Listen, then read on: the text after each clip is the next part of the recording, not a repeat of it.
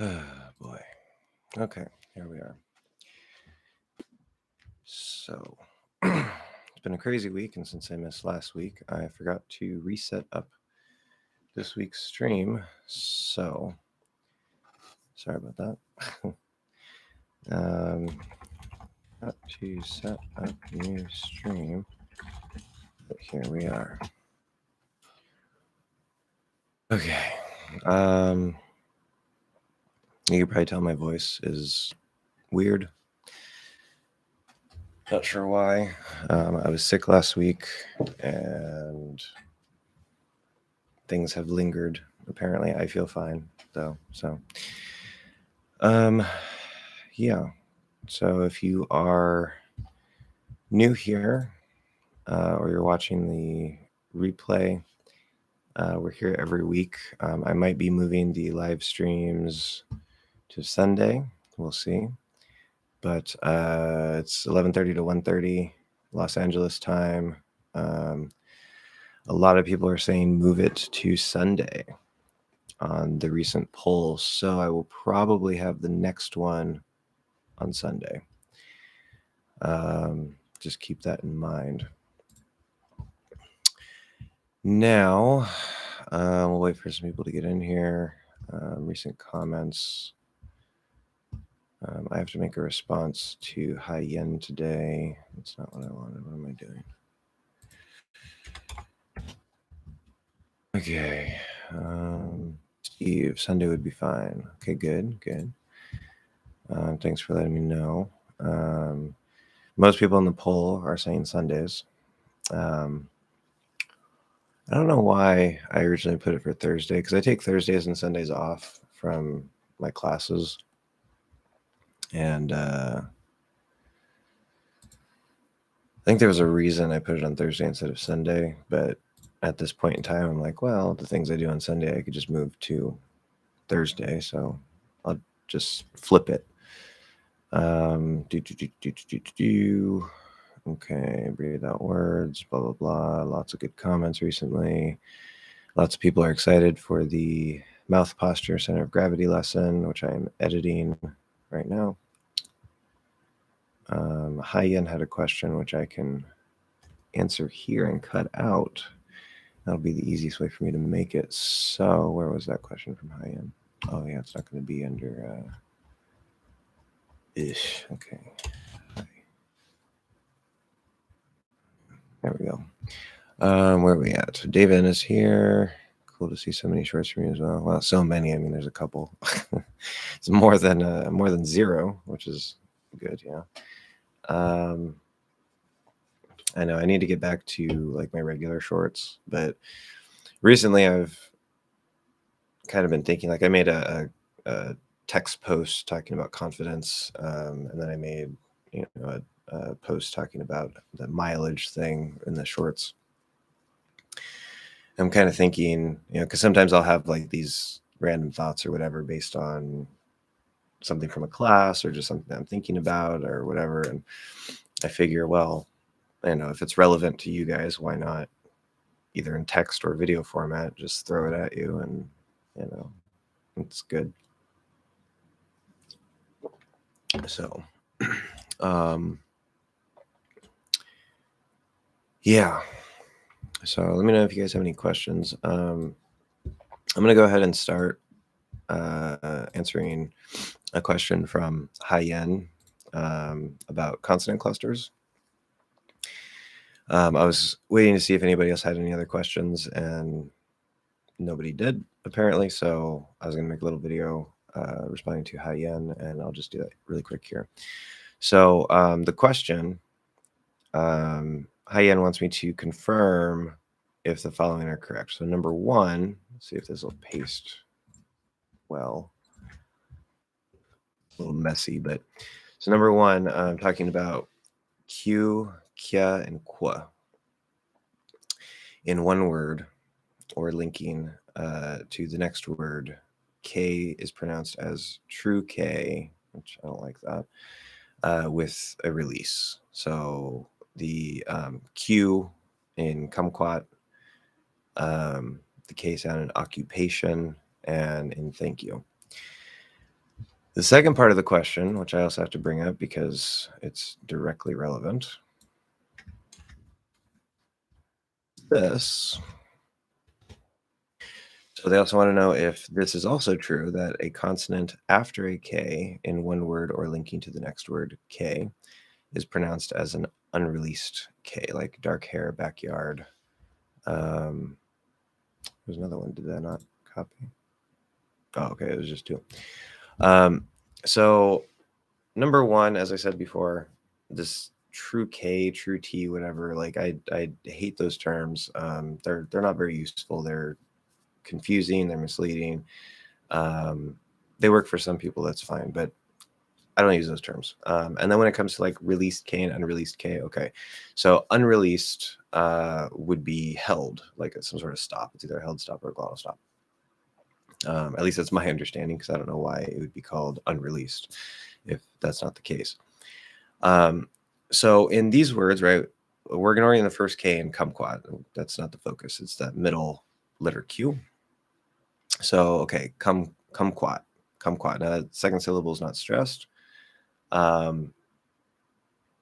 So, right, this is why I set things up the way I did in the lessons for the stop sounds, where we have the strong or the aspirated, the weak or the unaspirated, and then the stop, right? Because if I say kumquat, so you can hear that first K is strong because it's at the start of a stressed syllable. That's the strong K. K. The second K sound, which is spelled with the Q here, is at the start of an unstressed syllable, so it's not going to be strong.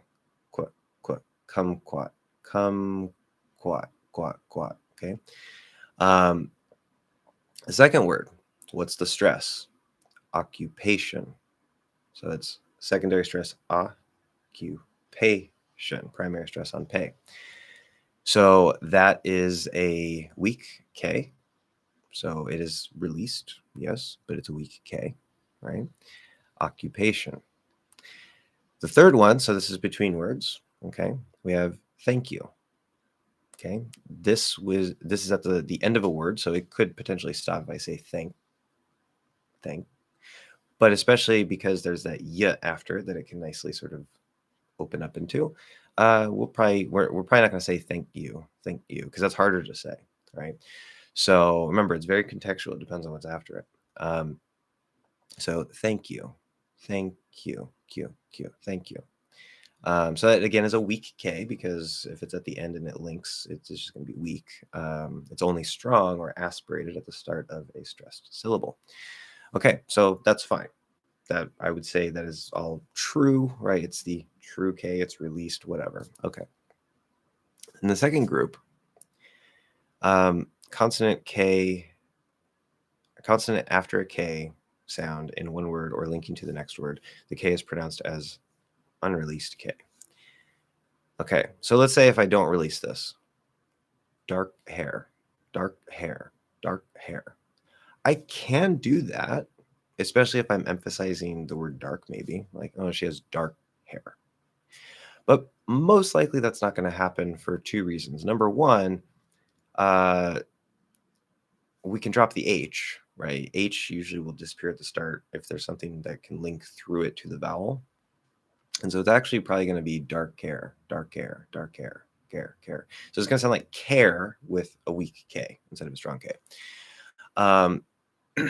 Or, of course, the H can always remain there. It's always possible. It's technically supposed to be there. And so we can keep the H, but we're most likely, under normal circumstances, we're not going to try to hold that K in, because, again, it's harder to speak. So unless you're emphasizing, you have a reason to maybe pause it, like dark hair, maybe. But otherwise, you would get a weak K, right, followed by an H, or not followed by an H, either way. So you can say dark hair with no H, or you can say dark hair. And this is interesting. This is a good little point here, because when we have that K, now we have that breath, right? And we know for the strong version of the voiceless stop sounds, we want to hear the breath with it. But it doesn't make it a strong K. Okay, I'm not saying dark hair, right? That's a strong K. I'm doing a weak K with a little extra breath after it. So there's not the force on the K part. And that's an important little difference there. Dark hair, dark hair, dark hair, hair. So it's just like a little bit of breath that we hear if we keep the H. Again, you don't have to keep the H. So that is still a released K under most circumstances. And then backyard, this is exactly the same as thank you.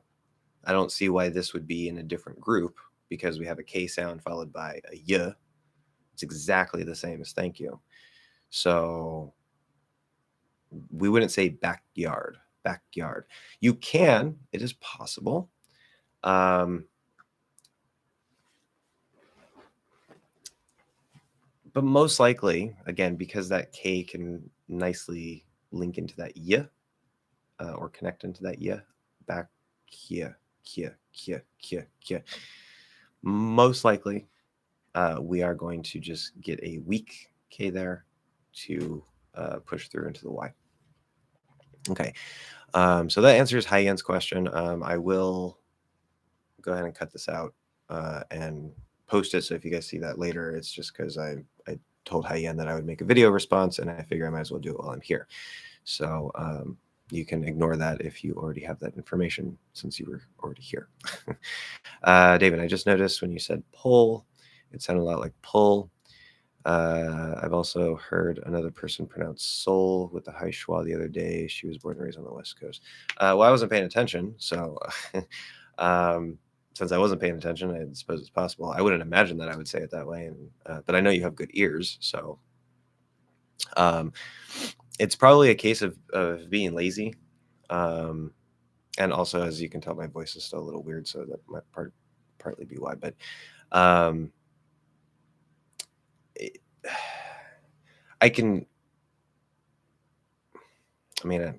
already recorded, so maybe I did say it that way, and then I'm going to say, well, I didn't say it that way. But I'm like 99.9% sure that if it did sound more like pull, it didn't sound exactly like pull. Pull. So if I say, oh yeah, in the recent pull. If we say it kind of quick or really lazily, the position of that O going to the half L and the position of actually pull for me, I really don't know why the dictionaries do it this way. It's not plus ol, it's just ol, pull. But I'm just going from P to half L. But regardless, some of these L-colored vowels, because they're kind of around the same area, they can sound very, very similar, especially between like the O and then the or just straight into the half L. So that's probably what's going on there, I guess. But if I say them nice and clearly, of course, pull, then there's a clear difference there. So Delio, hi folks, how are you doing? I'm okay. You can probably hear my voice doesn't sound like I'm okay, but I feel great. Steve, do you feel a change of personality and voice when you speak Spanish? I think this is pretty common. Yeah, so I've briefly talked about this here and there. I think on the live stream, but with other people, and I've like in the language logic of prepositions book. I talked about how was it logic? I think it was logic of prepositions, but also in my How to Learn a Language book, I talked about how languages have their own personality that's semi-independent from the speakers that speak it. And I looked that up, and in the course of my research, trying to figure out how to learn a language better, blah blah blah blah blah, all the research that I've done, all the things that I've learned. I've heard some polyglots say that nothing changes for them, right? Like their voice pretty much stays the same, their personality stays the same, like they're the same person, they don't feel like a different person, they don't whatever. And then you have other polyglots who say, like, every language that they speak, they feel like it's like a different side of themselves, that it's like they are still the same person, but they sort of like for like it's like they sort of absorb a bit of like the culture and the mannerism. So like Italians stereotypically speak with their hands a lot, right? I speak with my hands a lot. I'm not Italian. Um, and not all Americans speak with their hands, right? So it's a generalization. But Italians, supposedly speak a lot with their hands. And so, say, somebody learning Italian, if they don't normally speak with their hands, they may or may not, based on what they see, what they're observing actual native Italians doing, that might, the body language might get absorbed into, how they speak the language. And so it's not just the sounds you make, it's not just the words that you use. It's how you are communicating yourself, and body language is a big part of that.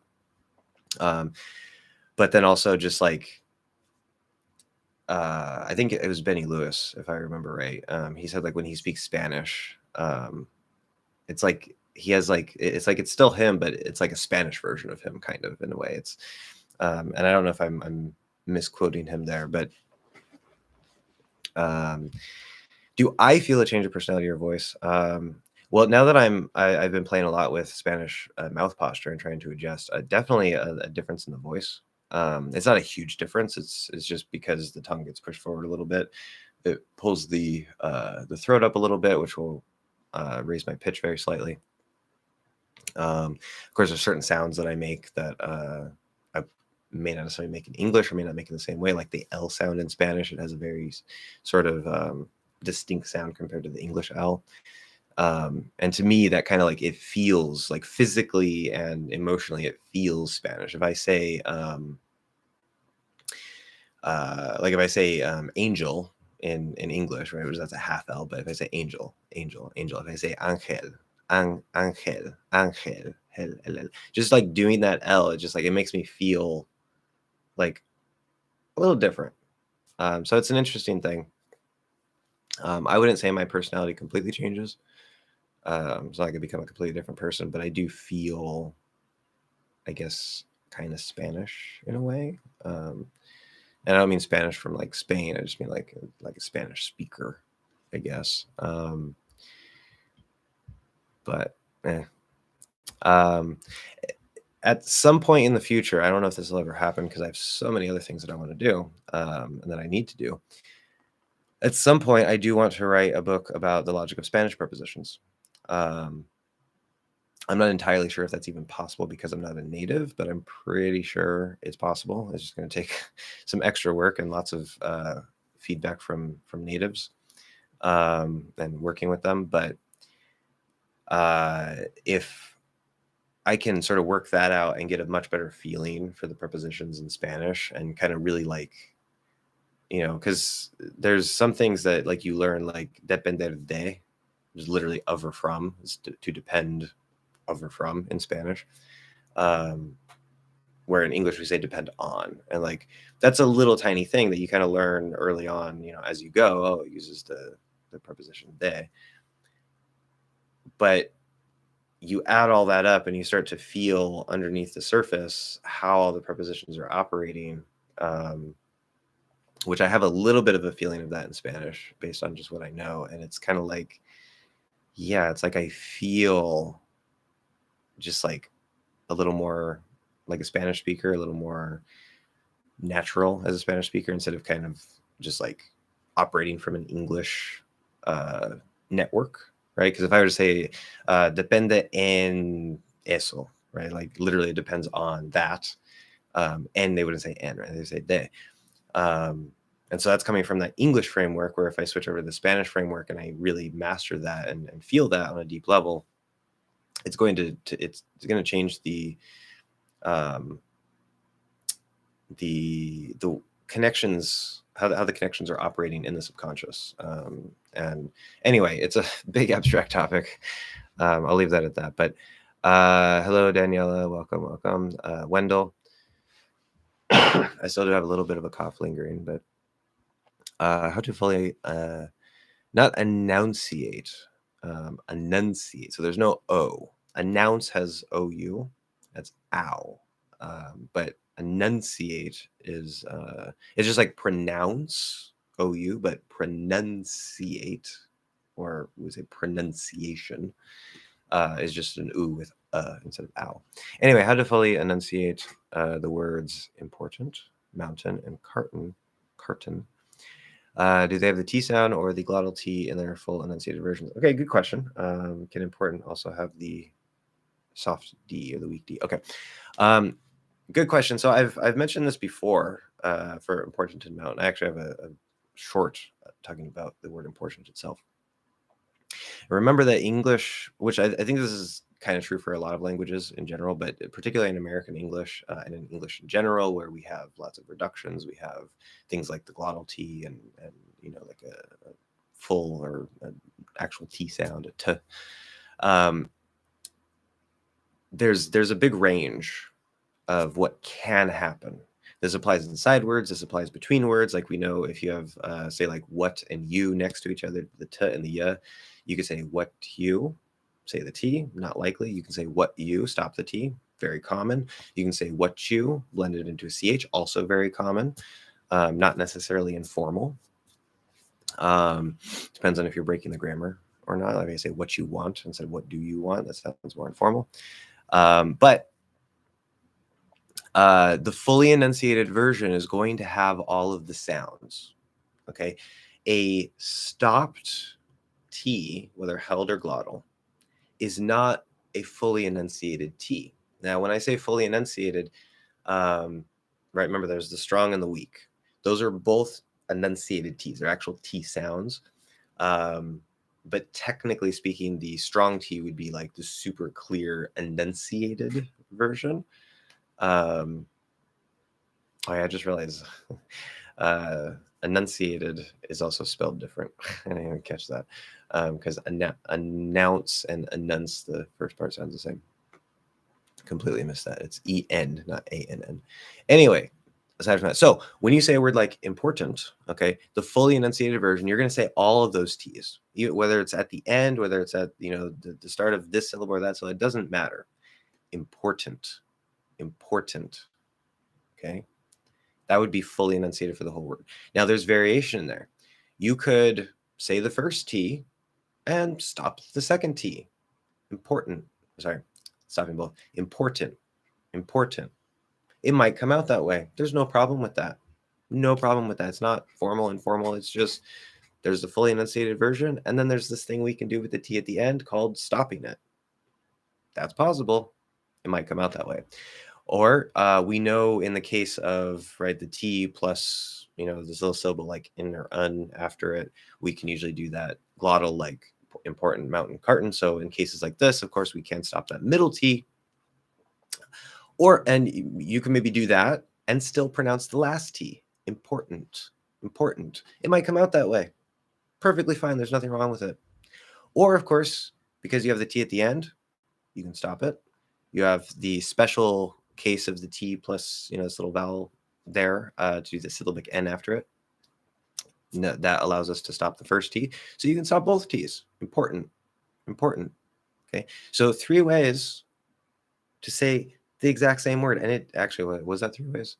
Important, full. Important, stops the T at the end only. Important, stop the middle T only. Important, stop both T's. So there's 4 ways to say exactly the same word. And it doesn't matter which one comes out. Okay. Most likely, we're going to stop both the T's, right? It's more of a percentage thing. What's the most common likely one that's going to happen based on things that are present in the sounds around it and all that stuff. But there's only one fully enunciated version, which is where we pronounce both T's. Okay, that's the fully enunciated version of the word. Mountain. Okay, so here there's no T at the end, so we don't have to worry about that. So fully enunciated, mountain, mountain, mountain. You say that T. Not fully enunciated, mountain, mountain. You stop that middle T and then release that syllable again. That's the most common way, but there's nothing wrong with the fully enunciated version. Sometimes it just comes out that way. Or if, of course, we have a reason to enunciate or emphasize it, then maybe it's more likely the T will come out. But notice in the case of this special T where we can stop it in the middle, just because you're emphasizing or enunciating doesn't mean you have to push out the T. So I can say, no, it's very important. It's very important. Okay. It's a little more likely I'll push out that T because I am emphasizing or exaggerating the word, but it's not required to do that because we can rely on like the stress and the other things that we use to emphasize the word. The full enunciation of a word is just one tool to help make it clearer and maybe more emphasized. And then carton, same thing as mountain. Carton, carton, carton, or you can use carton, carton, carton. It or it doesn't matter. Or you can say carton, carton. It doesn't matter. Fully enunciated with the T, but both are perfectly fine. Can important also have the weak D sound? Yeah. So saying like something like important, important, important. I might have answered this before and said no. I have a vague memory of that. I'm not completely sure, but sometimes you guys ask me things and I might say yes, or I might say no at first. And then I kind of play with them some more. Or my brain is kind of tuned to it. And I notice, hey, this person said it that way, or that person has said it that way. And so if I did have an answer on that before and it was no, I've changed my answer. Now with like mountain, you're not gonna say mountain, no. With carton, you're not gonna say carton, carton, carton. No, not gonna work. But with important, important, important, important, it is possible, and it's not that it's a weak D. Important, important. I guess it could be a weak D, but we're probably gonna flap it actually. Important, important, important. That's another way that it can come out. I think that is a much less common thing for that word, but it is possible. Yes, you might hear it that way. I would ignore that. I wouldn't try to say it that way. Just like, okay, if it exists, it exists. You definitely don't have to say it that way. So, if you notice it, fine. Doesn't matter. I've been practicing the voiceless T, but I feel there's a subtle difference. So we have the CE at the end. A subtle difference. Because it's a noun, a difference, not different, which is adjective. You can say it's subtly different as an adjective. So I feel there's a subtle difference in the pronunciation of that same voiceless T. I believe that sometimes it sounds more aspirated than other times. Does it actually happen, or it's just me? Okay, well, there's no such thing as a voiced T because that would be a D. the voiced T is what we call a D.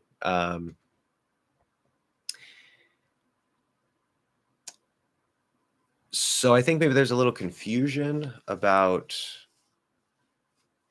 something going on here between like the aspirated, the unaspirated, voiceless, voiced, and what all that means. So first off, right, the voiceless is just breath.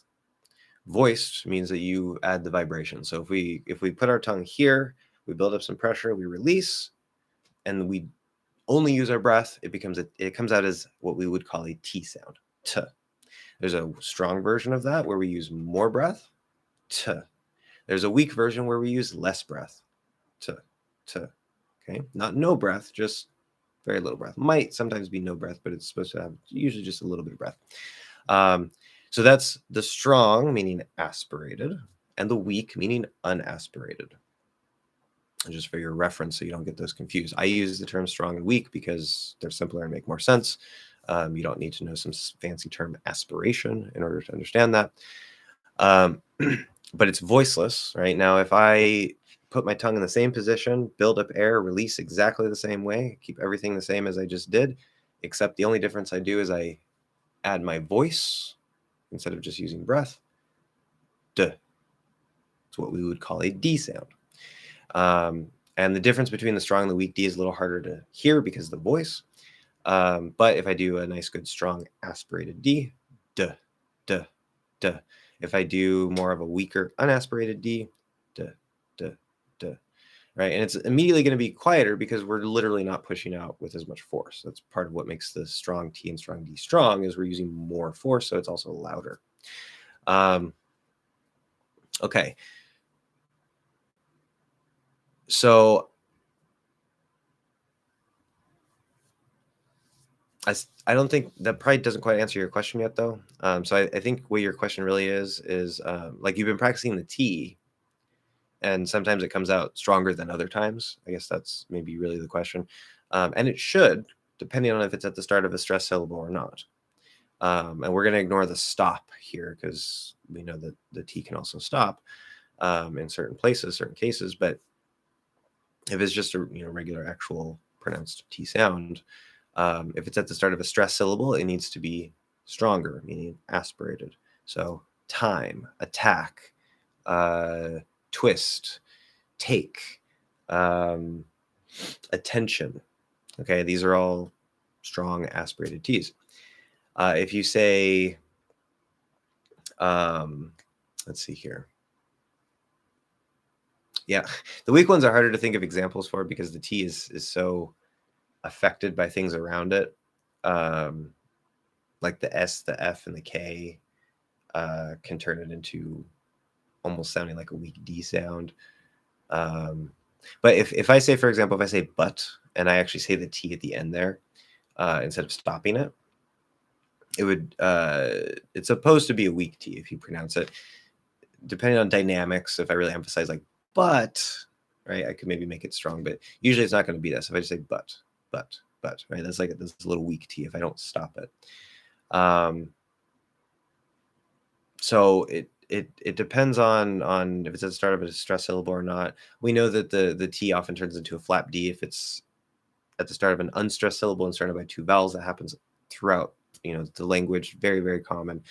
So the unaspirated T, I guess what we could call a true T that's unaspirated or weak, is relatively uncommon. It does exist, but it's relatively uncommon. Relatively. Yeah, that's a case where it exists. That's secondary stress, though. Anyway, it doesn't matter. The point is that usually if you're going to do an actual T sound like a T, more often than not, it's going to be an aspirated sound because it's at the start of a stressed syllable. Outside of that, it could be stopped, it could be flapped, it could maybe just be weak, but there's all kinds of weird things that can happen. So I wouldn't worry too much about that. As long as you make sure your strong T's are strong, and then you adapt to certain cases. Like, as I said, like for ST, not at the end, because we'd probably just drop it unless it connects. But if I say start, right, it kind of starts sounding like a weak D almost. It's not quite a weak D. You might as well do a weak D. That's okay. But in that case, right, you're not going to say start. That's not the word. So yeah, just make sure you can do a nice, good, strong T where it's supposed to be, and then adapt to the other cases based on their particular circumstance.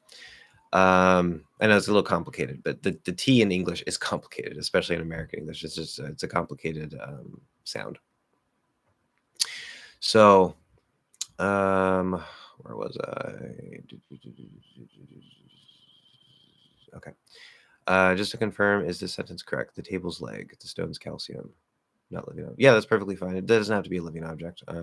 I may have mentioned something about that in the book between like living and non-living. I don't remember. I was trying to think of like a general guideline that might work. That might be where that's coming from. My phone? No. Air vibrations, not my phone. But yeah, that's perfectly fine.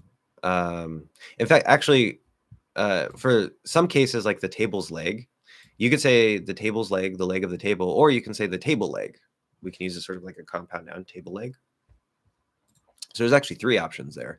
We wouldn't say the stone calcium. Maybe depending on how we're talking about it, that could possibly happen, but normally no. I wouldn't just say the stone calcium is great. No, like so the calcium of the stone's calcium, they're both fine. Are both ways correct? With whom and who with? Good question. Good question. The answer I'm going to give you is an answer that many teachers is going to be the opposite of what most teachers will probably tell you.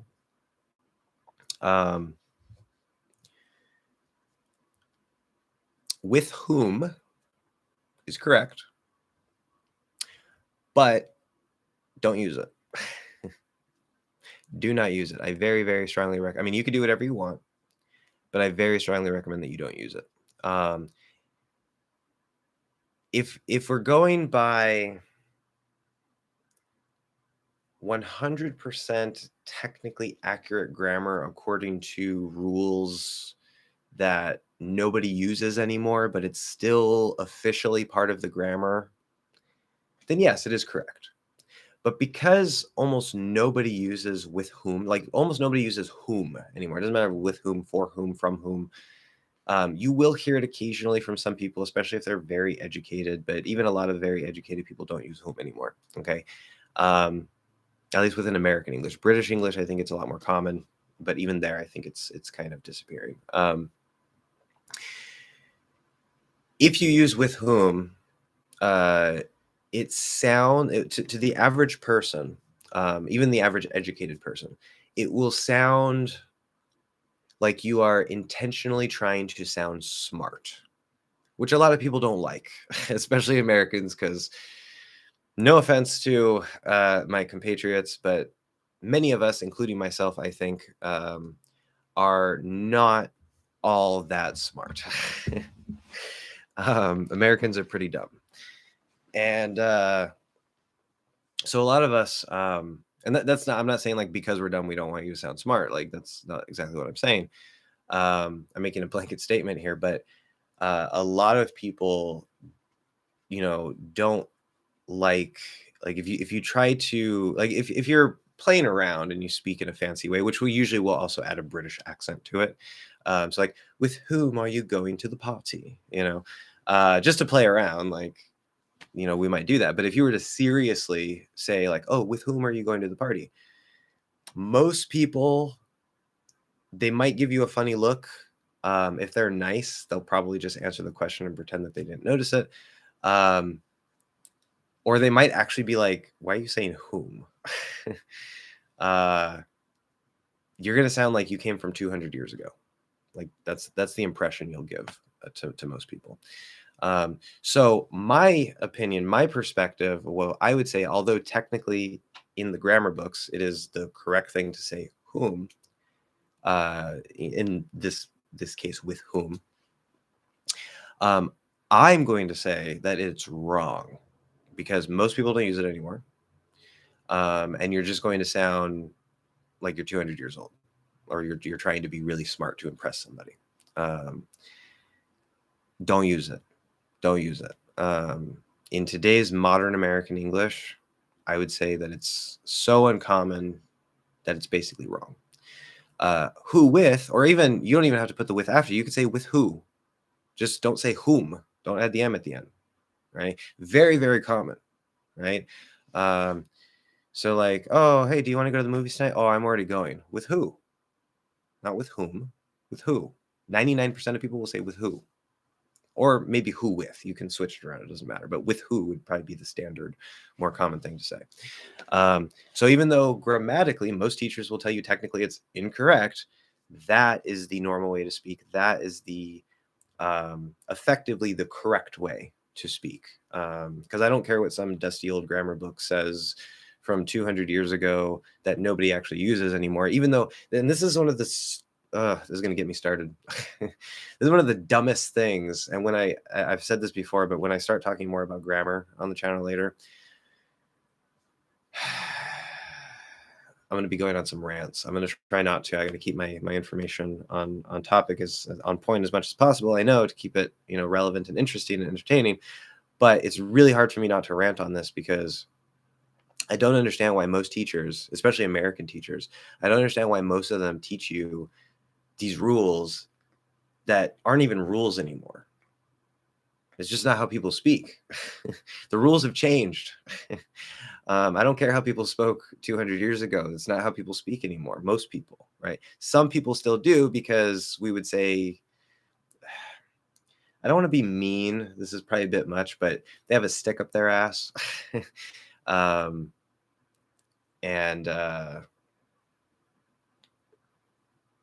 yeah.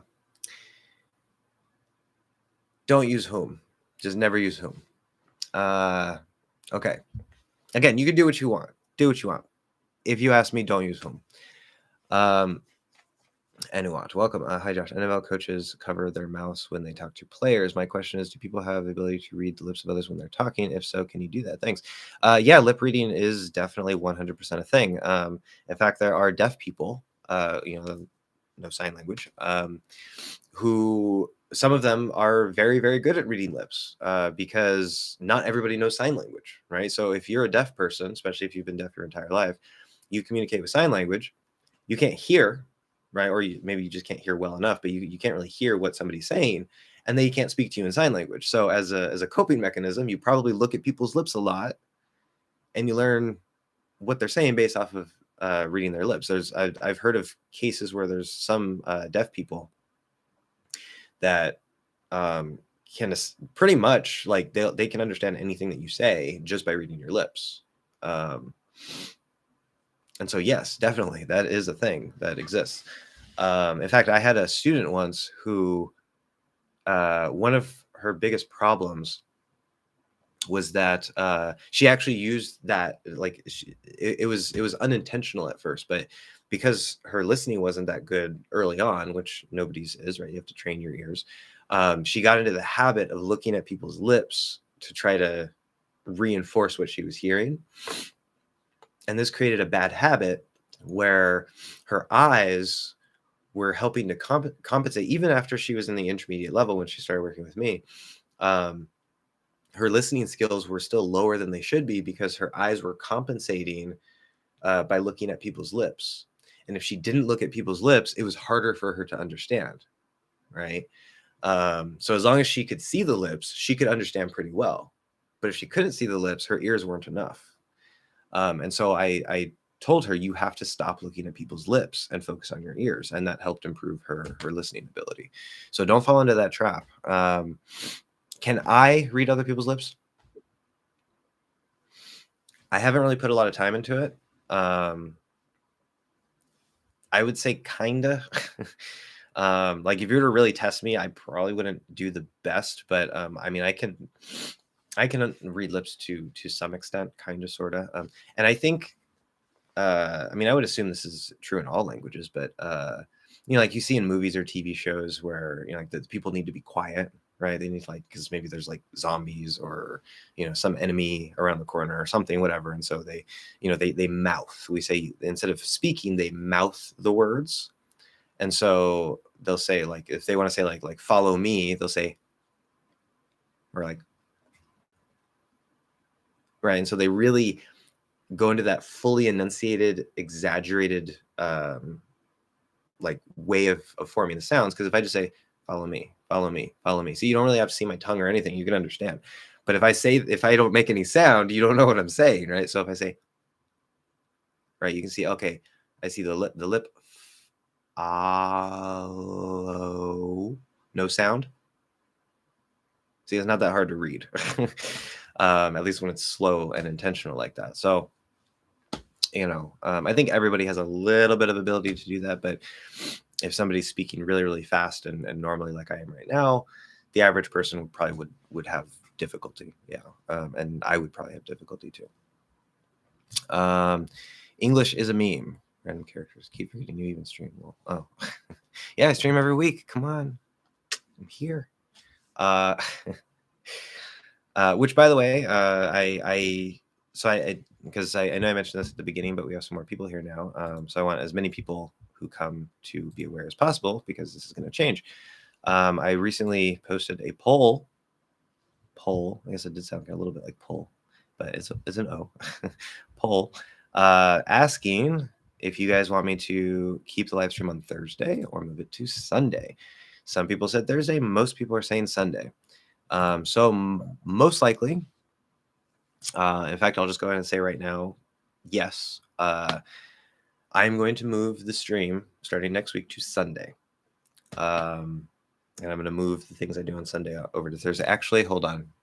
I can't do it next week because I already have some stuff scheduled. So I'm going to have to wait a couple weeks to move things around. So not next Sunday, but maybe the Sunday after that. I'll let you guys know You know, you'll see when the stream is programmed for, and if it says Sunday, then just show up on Sunday. So in the next couple weeks, it will move to Sunday. English is a meme. I guess that makes sense. Not 100% sure exactly what you mean, but I actually heard somebody say that a little while ago. English is a meme. But yeah, I guess so.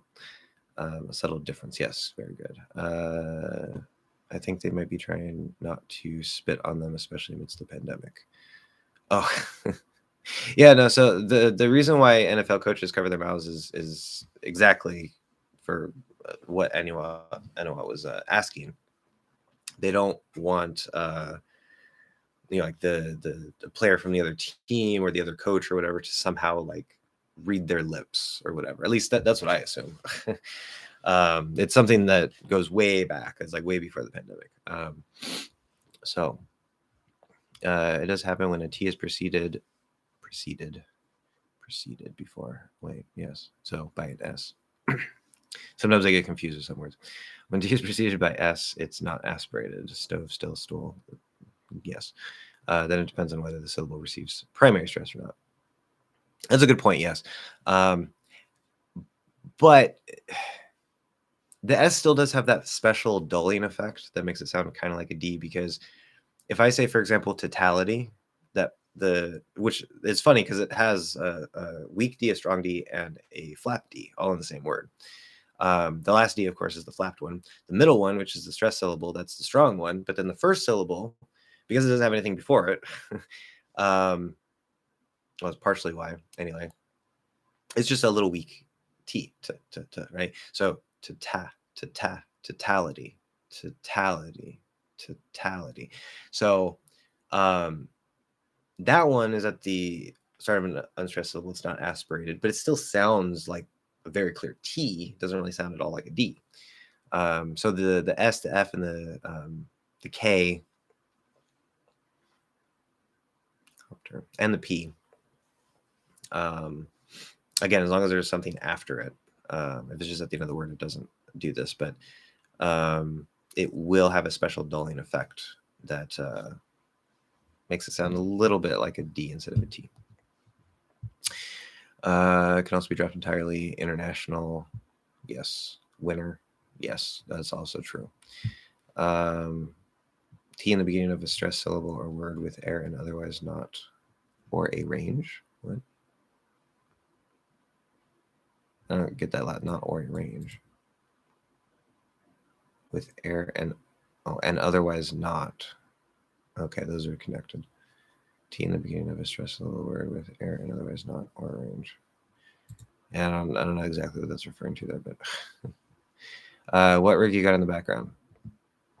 It's just a computer. What is, I don't even remember. When I was looking at, I'm not like super techie. I mean, I could build my own computer. I was lazy and I didn't build this one because, you know, it's also a little more expensive. I didn't want to spend like $3,000 on a custom computer. I think I spent like $2,000 on this one, or close to that. Amazon.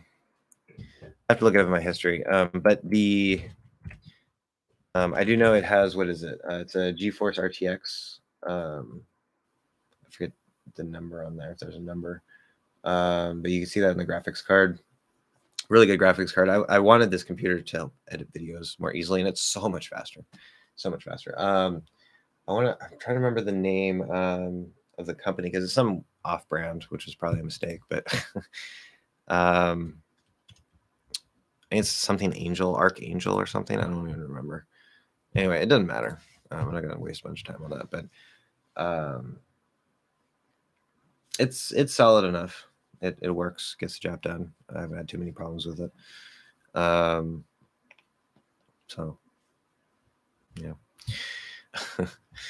Definitely probably wouldn't be able to handle Bitcoin mining though. That might be a little too much for that.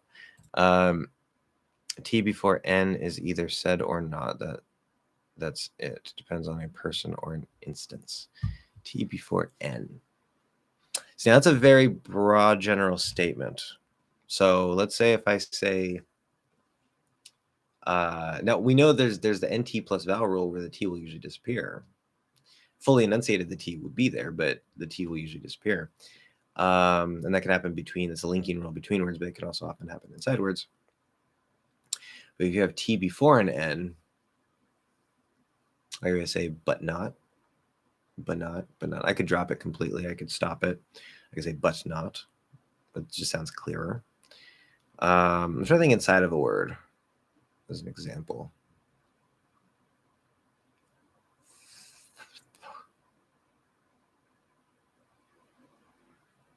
I don't know. Can't think of any example off the top of my head. If you can give me some examples of that, I can confirm that. But anyway, how do you conjugate dream and hang? Do you use the regular forms dreamed, hanged? Or are you more likely to use dreamt and hung? Okay, well, one of the interesting things, I remember this from high school because our teacher pointed it out and we're like, oh, that's cool. One of the things about the word hang is depending on depending on the meaning that it's used with, will change the conjugation. If you're talking about, if I remember right, I'm trying to think. If you're talking about like hanging, say, like, okay, so I have my headphones here, and under my desk I have a little thingy, and I just hang the headphones. Okay, that's normal use of hang. But if you specifically use the verb hang, meaning like to hang a person from a tree, which is not fun, of course, not good, it will actually change the way that we conjugate it, which is kind of weird. And if I remember right, yeah, that specific version uses normal conjugation, so it'd be hanged. But the regular hang, like my headphones, we say I hung my headphones on the thing. Now, could you say I hanged my headphones? To me, it sounds kind of bad. I mean, it's not the worst sounding thing in the world, but with dreamed and dreamt. So dreamt is the traditional way to say it. There's certain verbs like burned, burnt, dreamed, dreamt. In the case of burn, it doesn't change the vowel before it. It's just, we'll say it either with a D or a T, and it will be spelled ED or with a T. Words like this, whether or not the vowel changes, these are like the traditional old ways to say it that I'm pretty sure still exist in British English. And in American English, they started becoming, I don't even know what the word for that is, like regularized.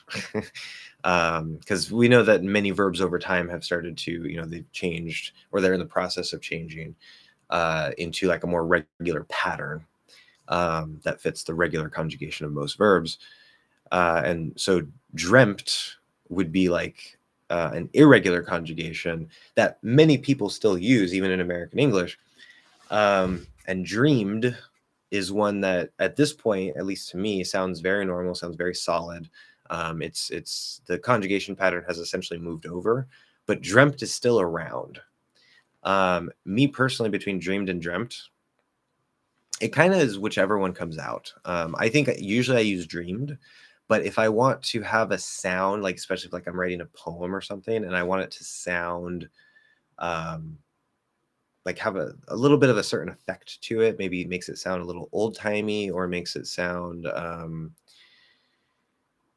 maybe, I guess, maybe, I don't even want to say serious, but it can add a little bit of something of an extra tone to it by adding dreamt. So we can actually use it as a little bit of a tool because it's the traditional way to say it. So it's a weird case. But for hanged and hung, for the normal hang, hung would sound best, I think. But a lot of people probably do say hanged. It's probably something that's in the process of changing, which is why hanged doesn't sound too bad to me.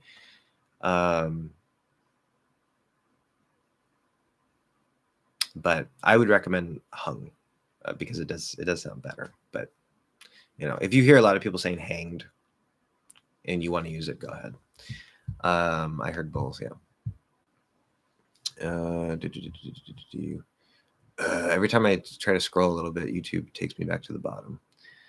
Where are we at? We're already at 12:30. We got an hour left. Keep that in mind, guys. 1 hour left. Grammar is just whatever for Americans, lol, at least when they speak. Not quite. I think that's a little too much of a statement. I understand what you're saying, but I think that's a bit too much of a stretch. It also depends on if you're looking at the totality of all Americans, which is valid, right? Like we're including Southerners, we're including like the African American vernacular or Ebonics, we're including like the things that maybe some New Yorkers might do or whatever, some little regional things here and there. If we're talking about the totality and you're really comparing that, especially since African American vernacular has had a big effect on like hip hop and rap and stuff, then I think your statement is a bit more justified. Because again, it's all valid. It's just not all standard. And because that African American vernacular, like it's not just on hip hop and rap, it's had a big impact on just American culture in general. To the point where like informal speech, like if I'm talking to my friend, and it can sound a little rude, but my friend knows I'm just playing around, like I'm doing something, and my friend knocks on my door, and I say, yeah, what you want?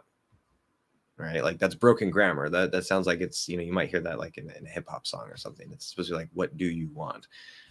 So it sounds more informal, and we might use it.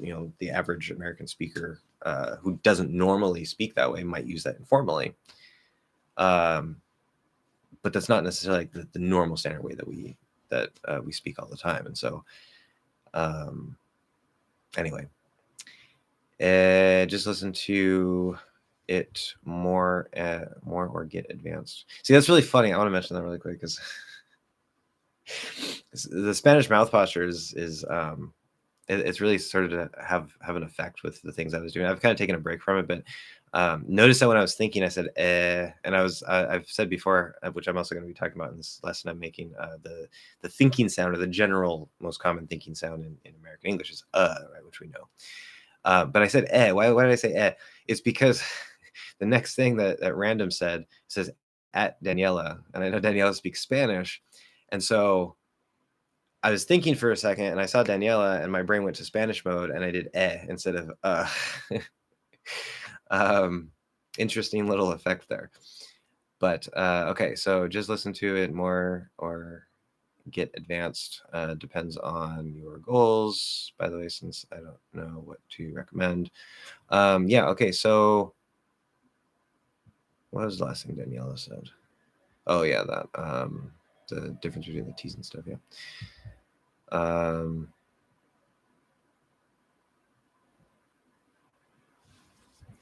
That is generally good advice. Yeah, you want to remember, I'm always trying to focus you guys on like some of these rules are useful, right? Especially because like there's different versions of the stop sounds and stuff depending on where they are and all that stuff.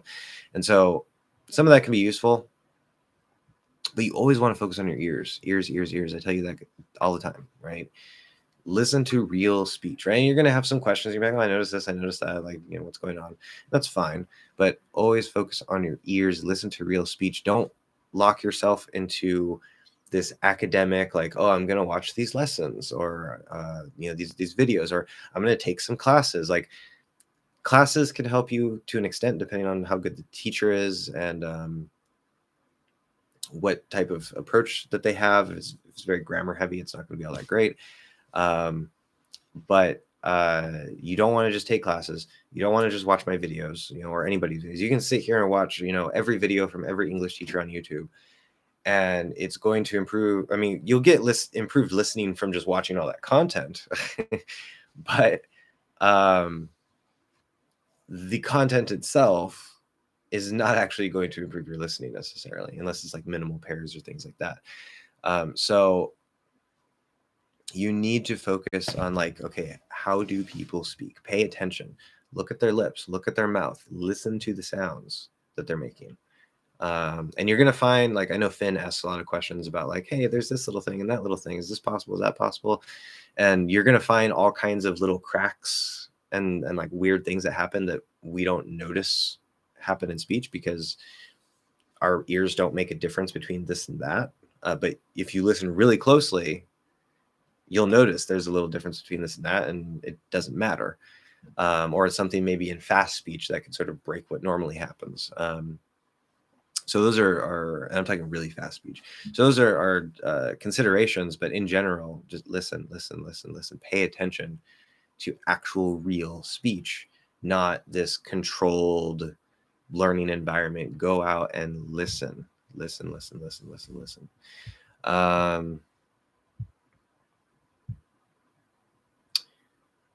Tiny COVID scare, but it turned out negative. Yeah. And David is so awesome, right? Instead of writing CO, because that might affect the YouTube, all the stuff and the things and the, oh, we're not going to recommend this video because we're talking about that. You spelled it with KOH. I don't know if that's why you did that or if you're just doing that for effect, but yeah. I actually think I might have it. I think that's why my voice is weird. Both of my roommates now are positive, which is fun. So that's, I don't think I'm going to escape it. I mean, I can go several days without even seeing them, but odds are pretty good. I'm getting tested again later today, actually, and we'll see. The first test I had was negative, but I'm good. Had a lunch and nuking the chat with messages for fun, kind of feeling like it. Hope it worked out for you. Yeah. Lolona, I don't know who Lolona is. Okay, that's between you guys. English. Can me be pronounced with lax I? Not sure what you mean by lax I. Welcome, Jonathan. You mean like the sound I? I've never heard it referred to as lax I. So like the sound in like it, IT, I assume that's what it is. So can you say like meh? Perhaps in fast speech, not if it's the last word for sure. But if I say like, let's see, thought chunks are important here too, but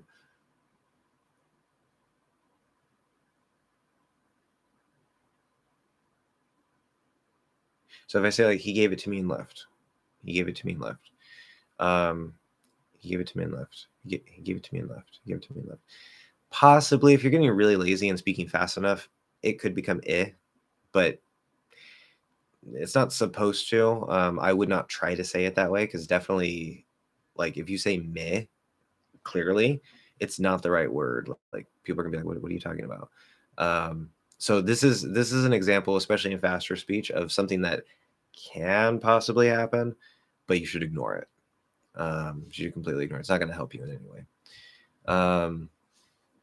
In fact, the only thing that it might do, like it could help your listening if you're aware of it, possibly for faster speech, but for the production, all it's going to do is hurt you. You don't want to actually try to say it that way.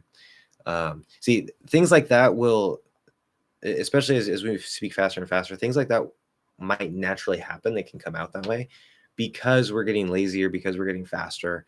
And so if you focus on the right things, right, like you get the basics down, you get your flow down, you start sounding, if your goal is to sound more like a native, right, you start sounding more like a native, whatever, and you have a really good flow, you can start speaking pretty quickly and easily. Things like that will probably naturally happen occasionally because that's why they happen for us. Like we don't always hit the exact right spot every single time, but in the flow of fast, messy speech, it doesn't matter because we don't even notice it. So don't try to do something like that, but does it exist? Yes. Usually, but it might, usually not, but it might if the next vowel is a 2. So give it to me if you want to. Give it to me if you want to. Give it to me if you want to. Give it to me if you want to. Give it to me if you... Yeah, I mean, that's perfectly valid. But But I don't think that's anything special based off of what I said before. I mean, it can happen in fast, messy speech regardless. If the next sound is a vowel, is the I vowel, maybe that makes it a little more likely in faster, messier speech because then it's already there. But again, it's something that I wouldn't try to reproduce. Just ignore it. Erythroxylon. Erythroxylon. I still don't know how to say that name. Erythroxylon. Welcome. How do you say milk or silk or other words ending with a LK consonant cluster? Feels like I'm gurgling when I say it. Well, you probably are gurgling because you're not doing it right. It's very easy to accidentally gurgle when you're trying to do the half L, the dark L. So basically, number one, be very, very careful.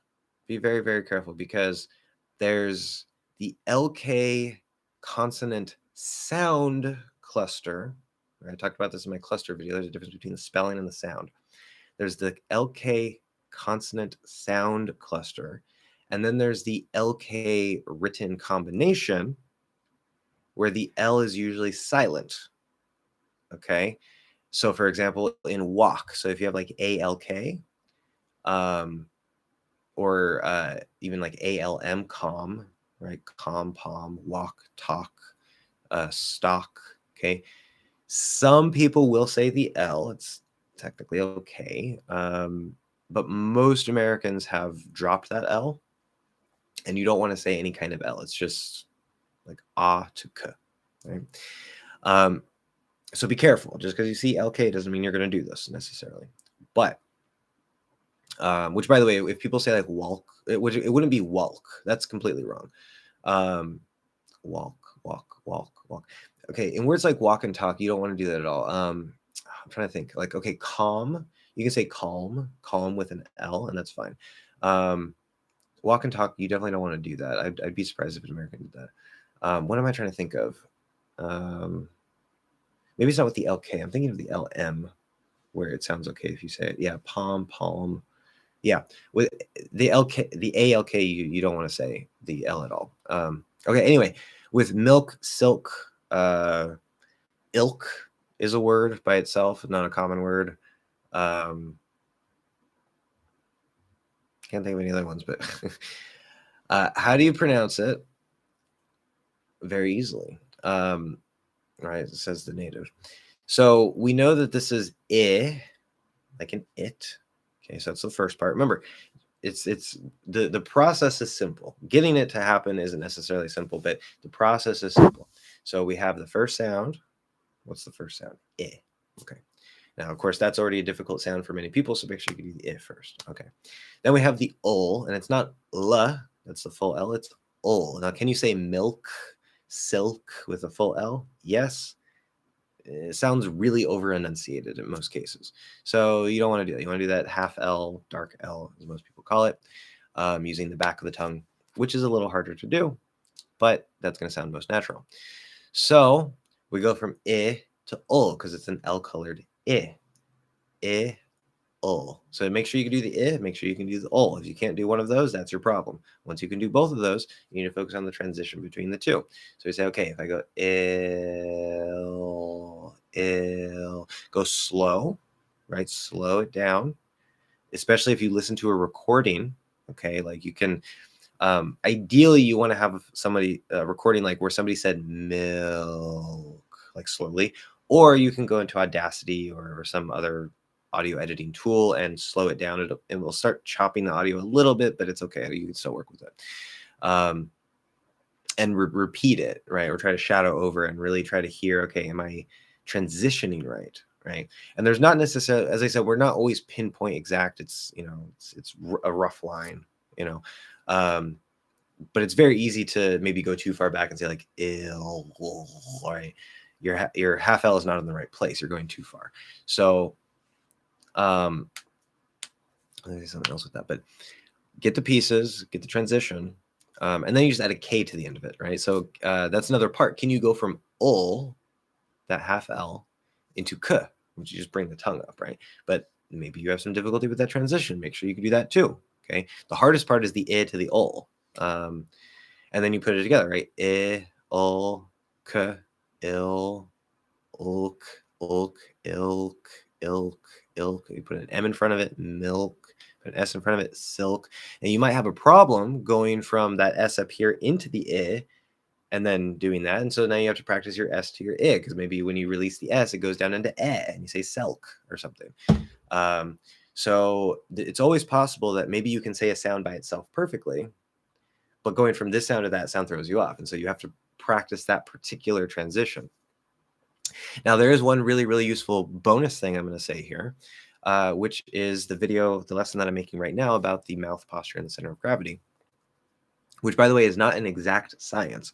I've been playing with this in Spanish. I've been working with several students and a Patreon member on this. And the results I'm getting are not only very good, but they are starting, especially the Patreon member, they're starting to realize what I have felt, and what helped give me the idea of the center of gravity, because, and I think I mentioned this in a live stream a couple of weeks ago, but it's not always going to be exactly there. But I call it the center of gravity because either A, whatever sound you're going to and from, you will either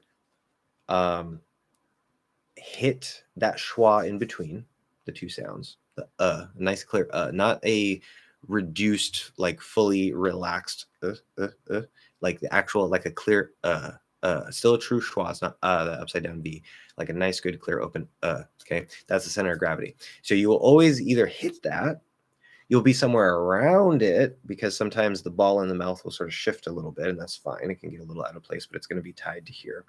And you should generally feel a line of tension going back to that center of gravity, no matter what sound you're making. Or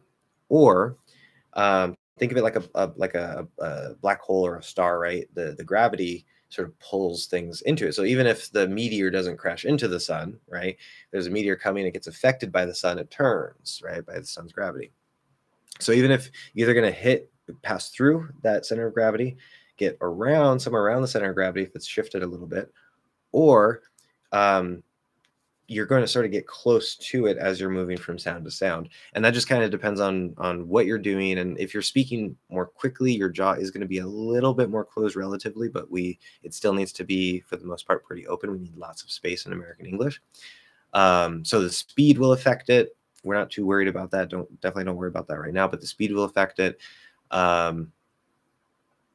And all these things, but in general, it's going to be somewhere around or through that center of gravity.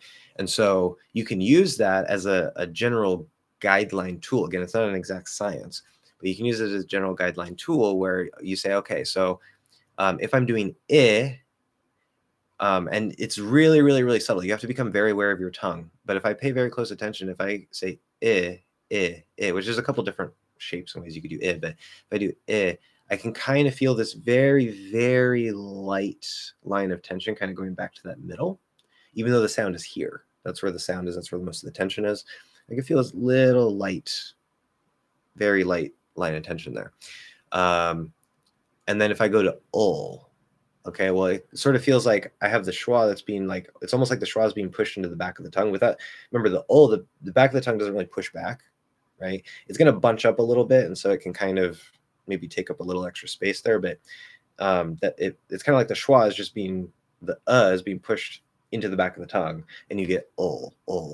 So you should feel there's like the little bump where the half L sound comes from, but sort of at the base of that bump, it's like that schwa just kind of got pushed back, and you should feel that little tension, almost like the schwa is just shifting and being, crushed up into here. So then you go from I to ul, right? If you really slow it down, you actually probably hear the schwa in between. We don't want to hear it because it's supposed to be, a nice, good, quick transition in normal speech, even in enunciated speech, ill. But if you really slow it down, it's not a perfect schwa, but it's very schwa-like. Sounds pretty much like a schwa.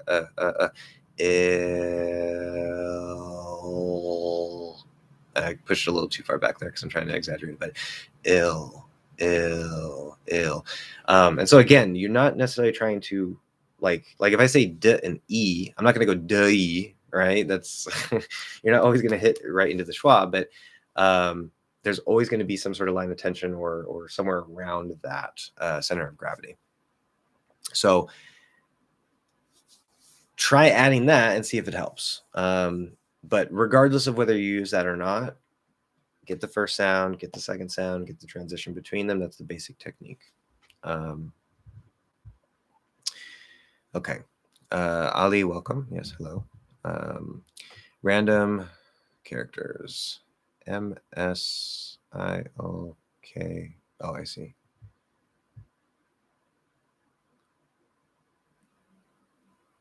Okay, so adding like an ul in between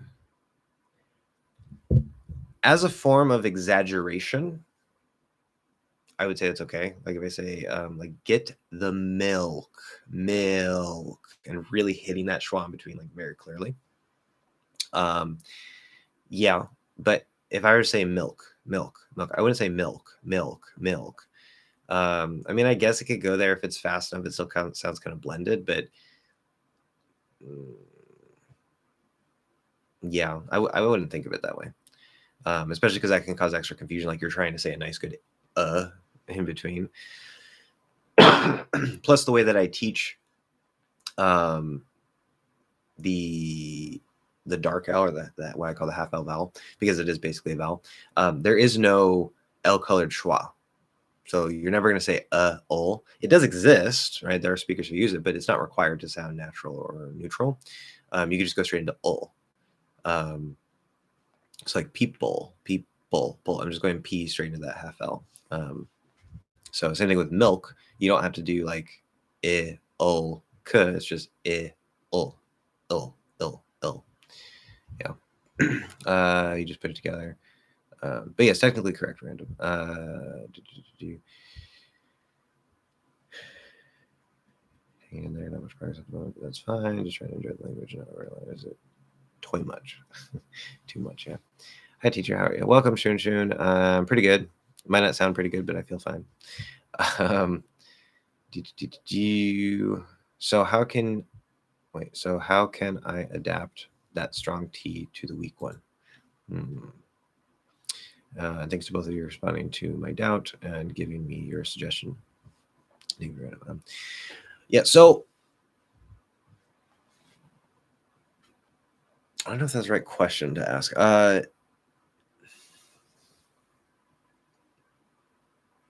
Yeah, it still shows, and I know it's at least partially my fault because of how I'm explaining it. The way I explain things, right, when I'm working with a student, I'll explain things one way, and sometimes they won't get it, or at least they won't completely get it, and I'll have to think of a different way to explain it, and they're like, oh, because everybody's a little bit different, and so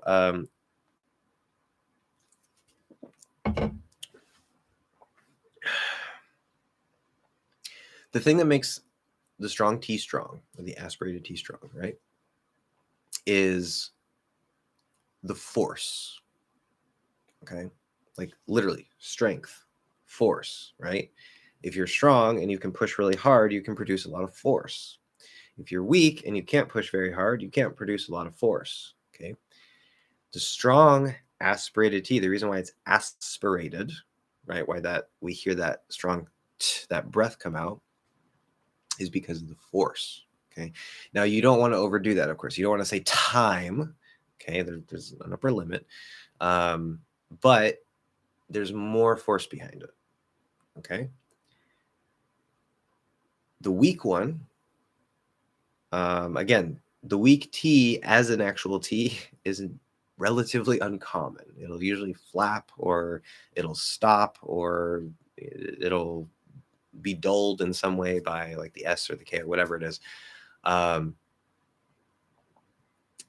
So I wouldn't worry too much about that. But if you're trying to, like, let's say you're just trying to say, okay, well, how do I do the weak T when I need to do the weak T? Like it's an actual T sound. Well,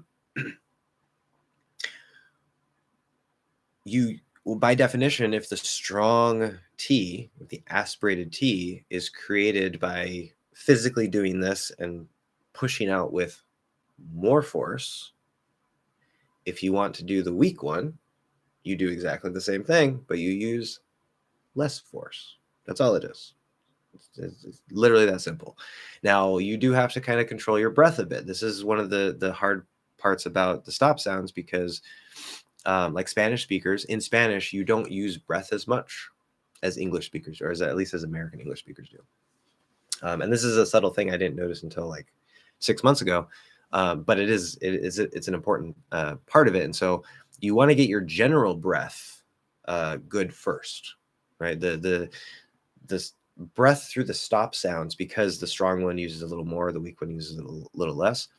It's dynamic, right? And so you need to get a good baseline of breath where, right? So regardless of what sound you're making, if you're normally talking like this and you're not really breathing out a lot, see, everything sounds pretty normal. I can say time. It doesn't sound like a very strong T necessarily, but I sound mostly normal, right?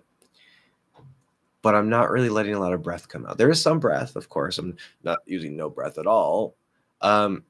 But that's kind of how Spanish uses the breath. It's just like you have just a little, like enough breath to where you don't sound like you're choking, right?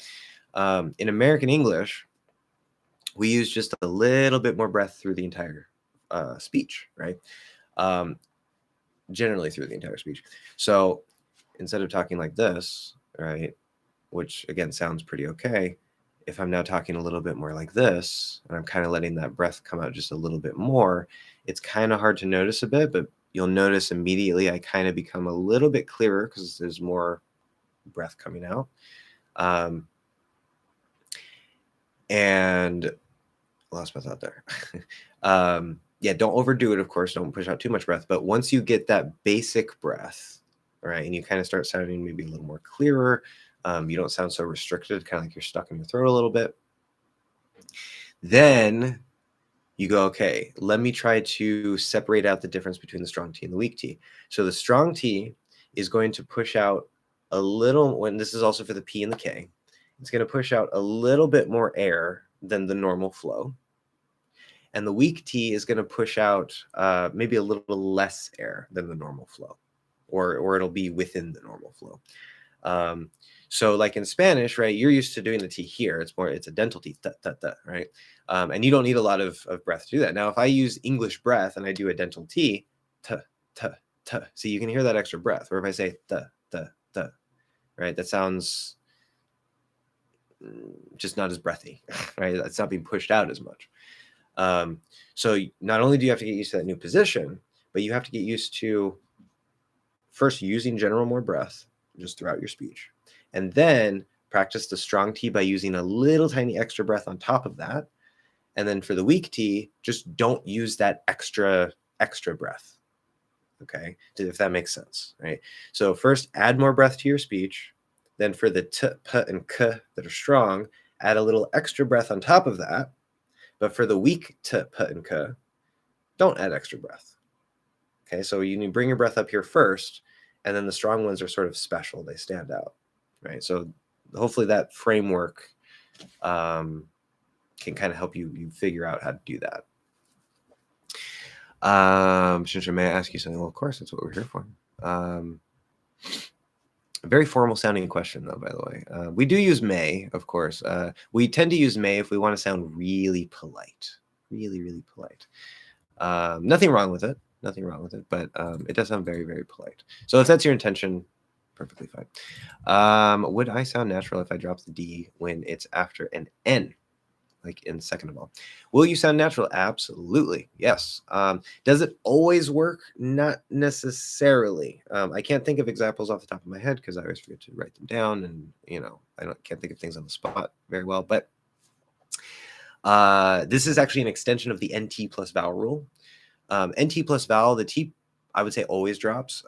If it's inside of a word, there are some cases where maybe dropping it makes it sound a little weird. But usually inside of a word and definitely between words, if you have NT plus vowel sound, it'll drop. Now here, this is actually ND plus vowel, okay, which doesn't drop the D as much, but it is still very, very, very common. Like more often than not, you can still do that. So you can just say second, right? Drop the and of, second of all, or well, because we're going into the all, we'll probably actually keep the V and link it. Second of all.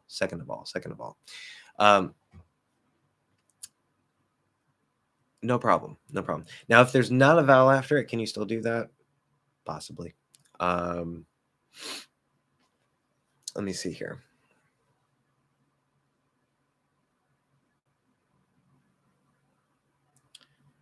Trying to think of combinations that would actually be valid here. Because there's all kinds of weird things that can happen. It's like, no, the special case. Trying to think of NT plus a consonant that isn't where we don't do something special.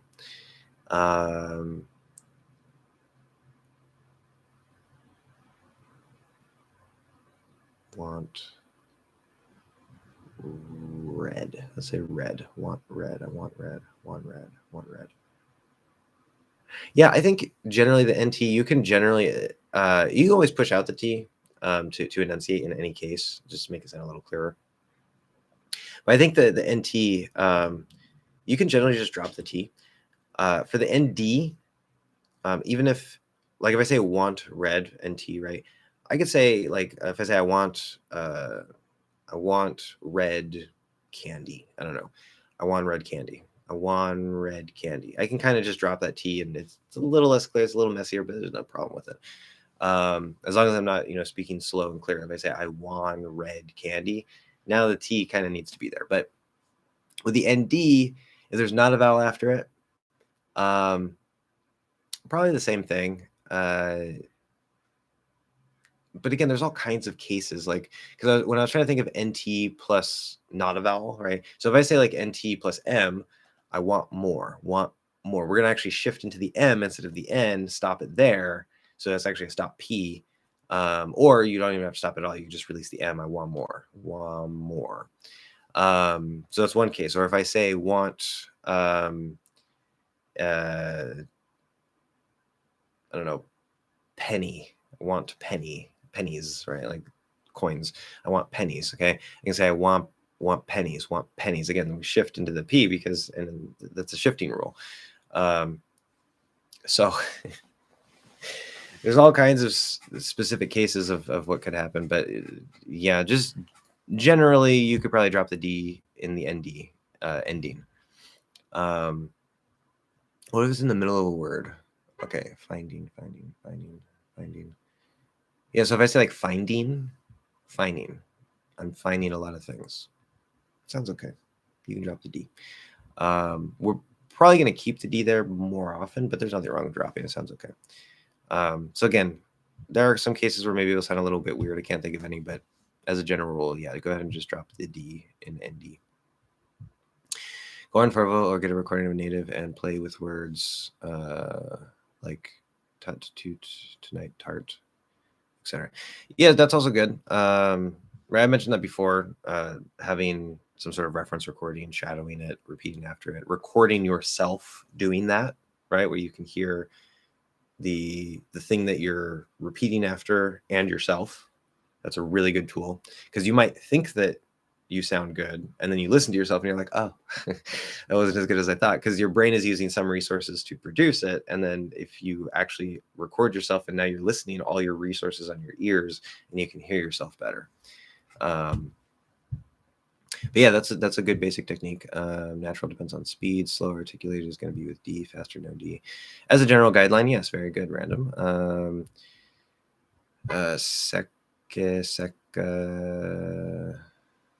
Oh yeah, okay, yeah, exactly. Very good. The difference, yes, both of those are possible. Second no. I'm not sure what that first one is. But yeah, no or ne. Second of all. Yeah, it could also be an yeah. Slashes are for variation, yes. So you stuck, blah, blah, blah, blah. Okay, what time is it? It's 1 o'clock. We have 30 minutes. 30 minutes. I love Josh's humor. I know, right? Don't get me started. Don't get me started. Like seriously, because like, okay, this lesson I'm making on the pronunciation right now, I'm already going to clash with some teachers, especially, the teacher, Rachel's English.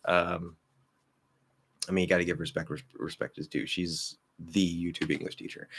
Definitely going to clash with her on the whole voice placement thing. In fact, in this lesson I'm making, I literally say voice placement is garbage. I follow that up by saying there's some truth to it, but I disagree with some things because there is some truth to it. I just think it's being taught backwards. It's more the tongue rather than trying to fix your throat or speak from the chest. Speak from the chest is nonsense, I think. That's a singing or a drama, like stage technique. It has nothing to do with speaking English. But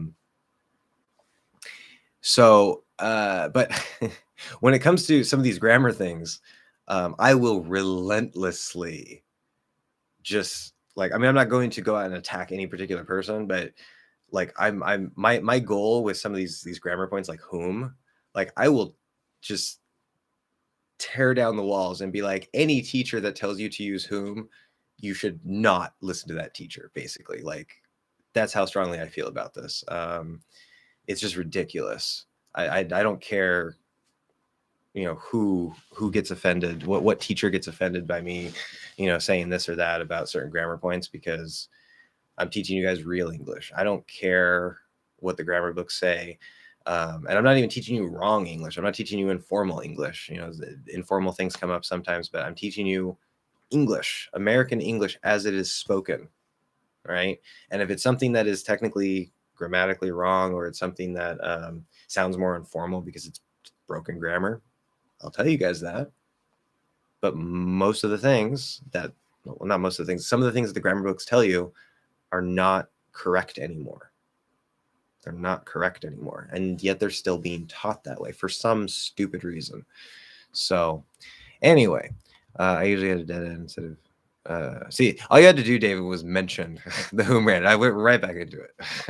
Anyway, I usually hit a dead end instead of getting burned out. Instead of, I read that as of, instead, or get burned out. Yes, exactly. Okay.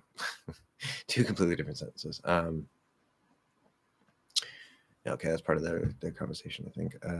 Never use, yes, hashtag. Oh, I love that. I love that. I'm going to use that later. Never use whom. Yeah. What are you talking about? Wait. With whom? What? I'm so confused. Maybe I lost track.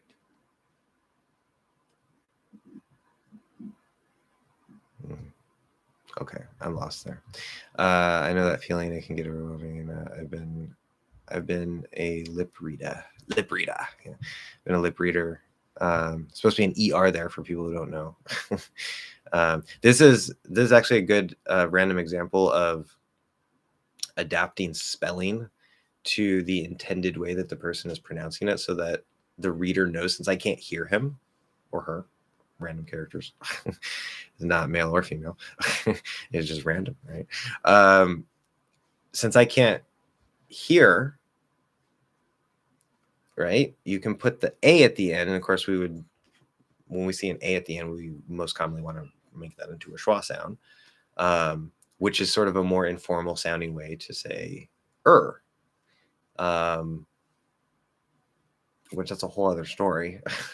we're not going to worry about that. It's a special effect within standard English. It's not a normal thing, but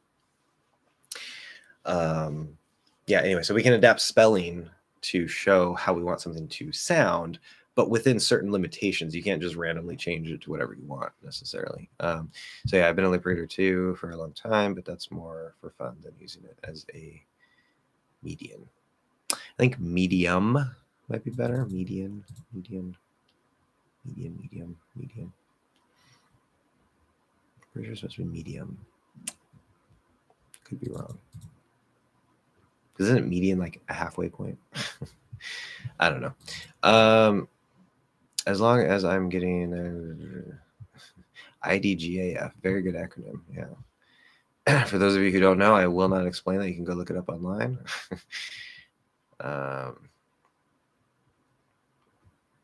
Powering through. Yeah, be careful with grinding though. I need to make a lesson. When I make more technique lessons, I'm going to give some warnings against grinding, because I mean, you need to be consistent. You need to push but you also need to have the right perspective, like mental perspective. It's not about grinding. It's about playing and exploring, right? Because you can easily get into a grind that, number one, will burn you out, and or number two, you're just repeating things. You're just like doing things, even if you're not doing exactly the same thing, but you're just like going and doing and doing and doing and doing and doing, and it gets to the point where you're just in a groove and you're not learning as well as you could, or really, if at all. Like, you could just get stuck in a rut, as we say. So you always have to have the right mentality of playing with things, experimenting, noticing things, and not feeling like, like if the grind it feels good to you and you feel like you're playing and exploring, then that's fine if you're grinding that way. But if you're just grinding like, oh, I gotta do this and do this and do this and do this, then that's not a good kind of grind. So be careful with that, but it's good for consistency. Had the first stream break in a year, and only because of the sickness law. Yeah. Sunday, please. Thursday and Sunday, I guess.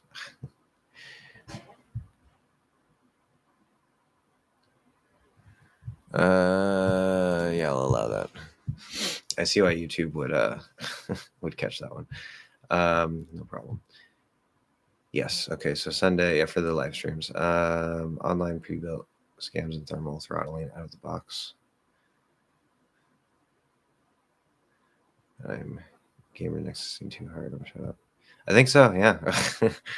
Oh, that was probably about the computer. Yeah, that was a while ago. That's why I was kind of thrown off for a second.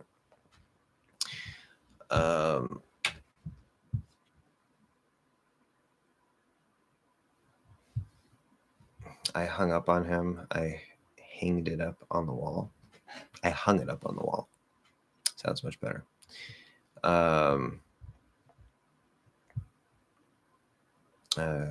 And then, yes, a criminal being hanged. That would be correct. Hanged by headphones sounds like you've sentenced them to capital punishment. I've hanged my headphones. Yeah, kind of. Dreamt. Yes, there would be a P there. Dreamt. If you try to get it really, really clear, you can get the P out. It would just be M to T, but because of the M there, if you're not like super enunciating, the P will kind of come out as we release the M. Dreamt. They're not supposed to be a P there.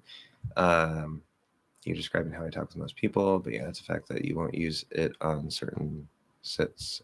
Sometimes, but not as often since the letter is more specific. Audacity is the content when it comes to listening. If you saw me in there, that kind of, yeah. But I've almost never heard it. But that's really common now. E turns into I before another I sound. Perhaps. If it is really common, I haven't noticed it. I'll probably, whether I want to or not, my brain will start paying more attention now, I'm sure. Usually going from E to I, where the standard thing, the clear thing to do is go, you link with a small Y sound. So like see it, see it, see it, see it. We wouldn't say say it, say it. Do you see it? Do you see it? Maybe if you're speaking really fast or lazy, then yeah, but even then, yeah, there's probably gonna be some sort of an E in there. So I don't know if I agree with that, but I'll try to notice. Let's see. Bay Area, Bay Area. So if you cut the diphthong, A into just that first part, Bay Area. And then area uses so be sort of opens a little bit. Technically, it doesn't have to because and sound very similar to us anyway. But you're going to be somewhere in their Bay Area. However, if you don't cut the diphthong, which we do probably more often than not, but if you don't cut the diphthong, especially if you're enunciating more clearly, you're actually going to link with a small y again. Bay Area.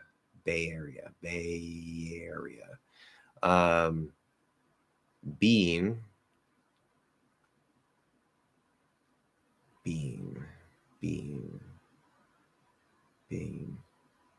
He's being difficult. He's being difficult. He's being difficult. Yeah, that can maybe turn into an eh. It's supposed to be an e. Again, like with a small y, but that's also a very, very common word, and so it might be a little more frequent. Anyway, as I said, I'll try to listen for that. Can you please settle this once and for all? Sure. Let's see. Is it Sorry, I can't help you. Is it Nevada? Sorry, Nevada or Nevada?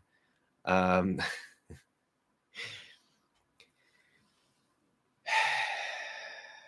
on the speaker. Remember, technically, natives are never wrong. So they just might not be standard.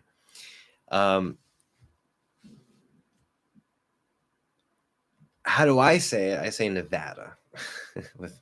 Whenever I hear somebody say Nevada, it's kind of like nails on a chalkboard almost. But it is what it is, and I was just like, you live with it. I don't know if maybe some people from part of the country say ah, and some people say ah, but I say ah. Nevada. And that's actually a good example of English not having a phonetic system, and how, right, this is probably why some teachers say, like, oh, there's like 3 or 4 different a sounds or whatever, even though that's horribly misleading and confusing and not even accurate, because we see the a, and then some people say ah, some people say ah, and it's like, oh, well, one person uses one a sound, the other person uses the other a sound, but the a is the letter. It has nothing to do with the sound.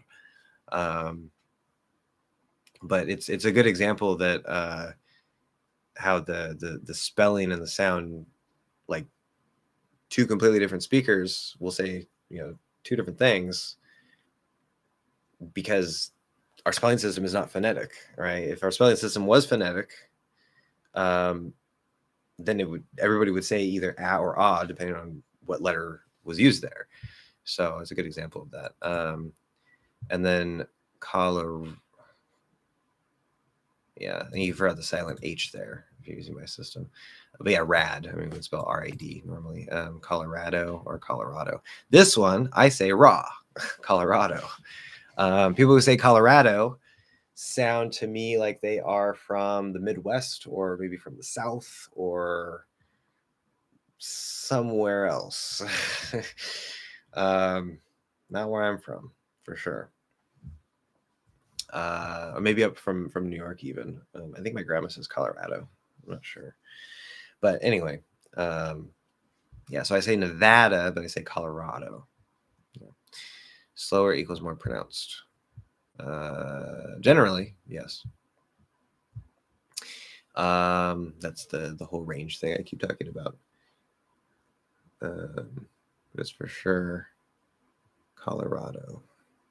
Yeah, there's also the secondary stress in there too. That's a good point. But yeah, no, some people do say Colorado, which is annoying. Most Westerners, you forgot the ER there. Or unless you're talking about in Western movies, most Westerns, Nevada, but some say ah. Okay, yeah, so Westerners. I'm a Westerner, and both myself and pretty much everybody around me that I hear say this word say ah. So this is, I would say not true. Most of us, at least in my experience, most Westerners would say ah, not ah. I think ah is more of maybe the middle of the country, the like maybe in some of the other neutral dialects, or through like the Midwest area, and then maybe Florida, because Florida generally sounds neutral too, but they have kinds of like weird random things here and there that stand out. They might do that too. Common with little L is more common. Walkie-talkie is dead on ah. I would say calm with a little L is not more common, but that's just me. Because according what I found in my research, it used to be the standard thing to have the L in like calm, so like calm, palm, balm, whatever. And there was a shift that most American speakers, like standard general American English, went through, where most people actually dropped it over time. But it seems like more recently it's kind of making a comeback in some areas, and of course some people have always said it that way. But that's what I found in my research, that is actually a shift away, and then now there's a little bit of shift back to it. So whenever I hear somebody add an L to a word like calm,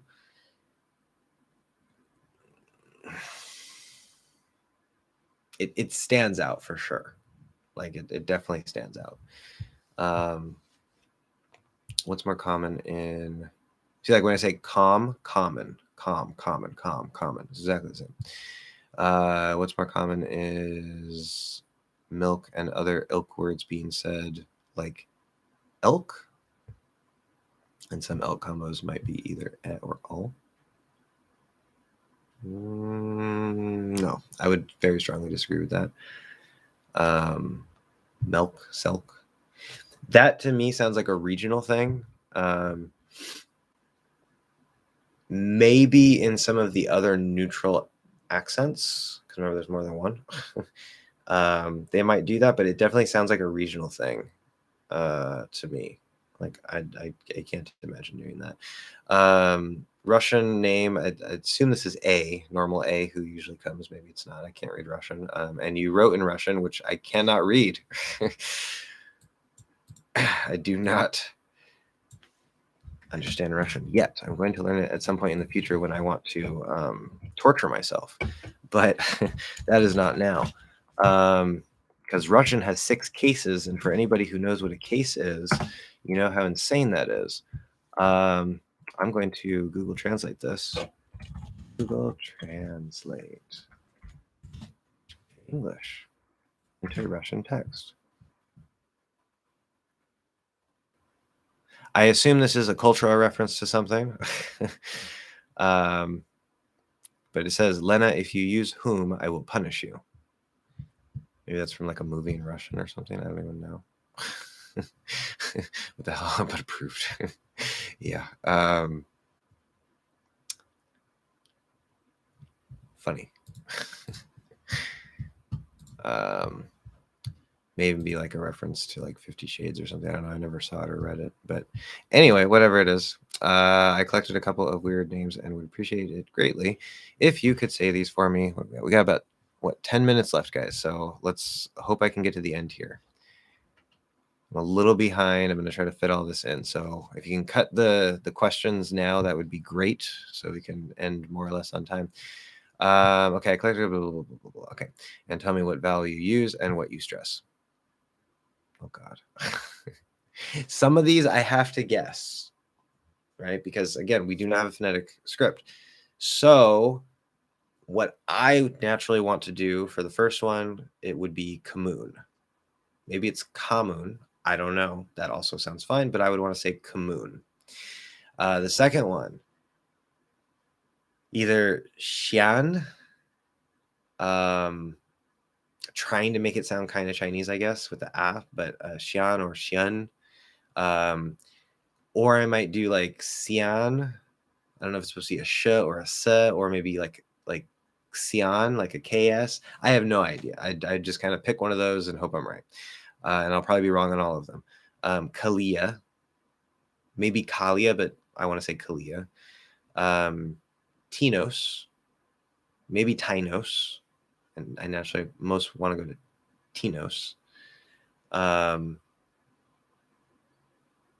Could be Tanas, maybe, I don't know. Mastabas, 2 schwas there, Mastabas. Could be Mastabus, who cares? I don't even know. I want to say Mastabas. And then Carvier. But that seems a little French kind of to me, and so I kind of maybe want to say like Carvier in a way. I don't know, but sticking within the bounds of English, what would most likely be normal, probably Carvier is how I would want to say that. Yeah, Carvier. So a whole bunch of nonsense, basically. Don't worry about saying them right. Just go with what feels most natural. Yeah.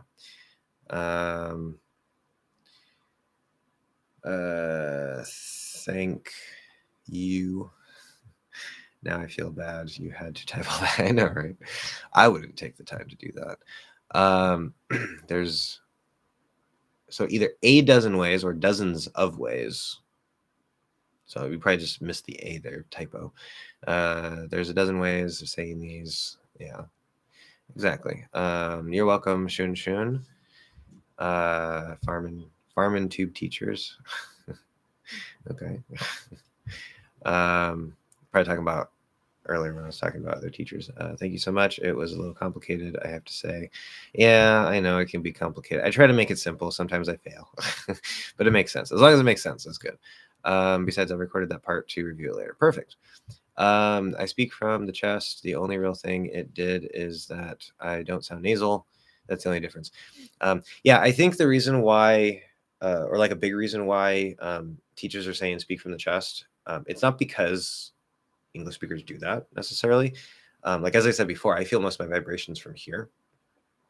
I think one, it's because if you do speak more nasally, like if you speak like Vietnamese or something and you have more of a nasally sound, trying to speak from here instead will probably help break you out of that. So that's a positive.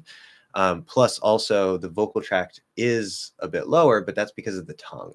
It actually isn't because, we lower our throat or speak from down here. It's because the tongue isn't pushed forward like it is in some languages. So that's why I say I think there's truth to the voice placement thing, but it's taught backwards.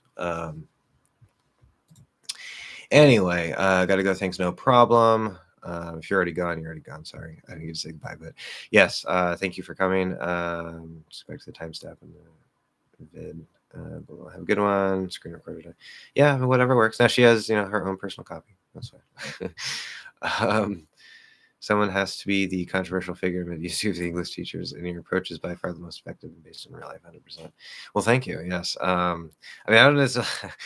I don't know. I kind of like a little drama, but I don't know if I want to be the controversial figure among the English teachers. I mean, there's some crosses that I will carry and some swords that I will die on. As we say, like the whom thing or not putting prepositions at the end. Yeah, I will fall on that sword 100% all day long. But some things, are just a difference of perspective. And it's, sometimes there's more than one way to look at something. Like, because I've had some questions from some students where they're like, oh, I found this teacher saying this. And when they tell me it, I think about it and I'm like, I see why they're saying it. They're not wrong, but I wouldn't explain it that way. Like it doesn't seem like a good way to look at it.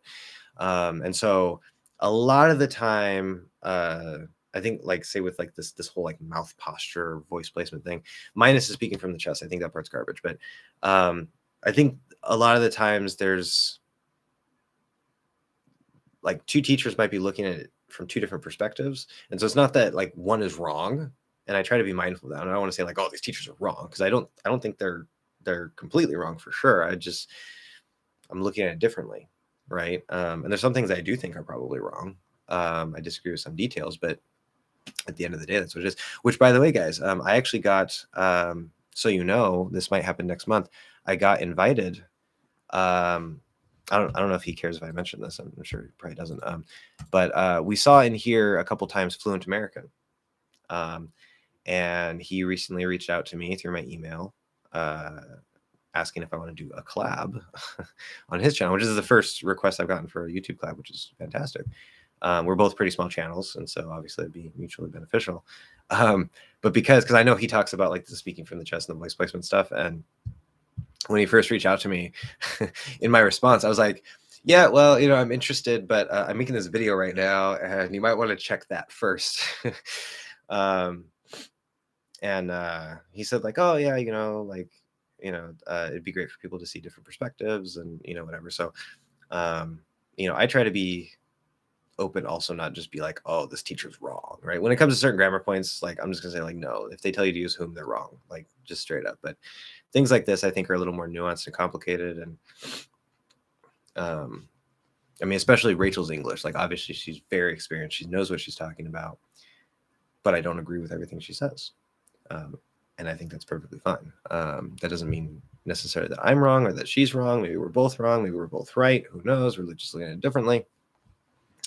But I got to teach it the way that I think is best, and the way that I think will give you guys the best results based on my experience. So if that's controversial, it's controversial.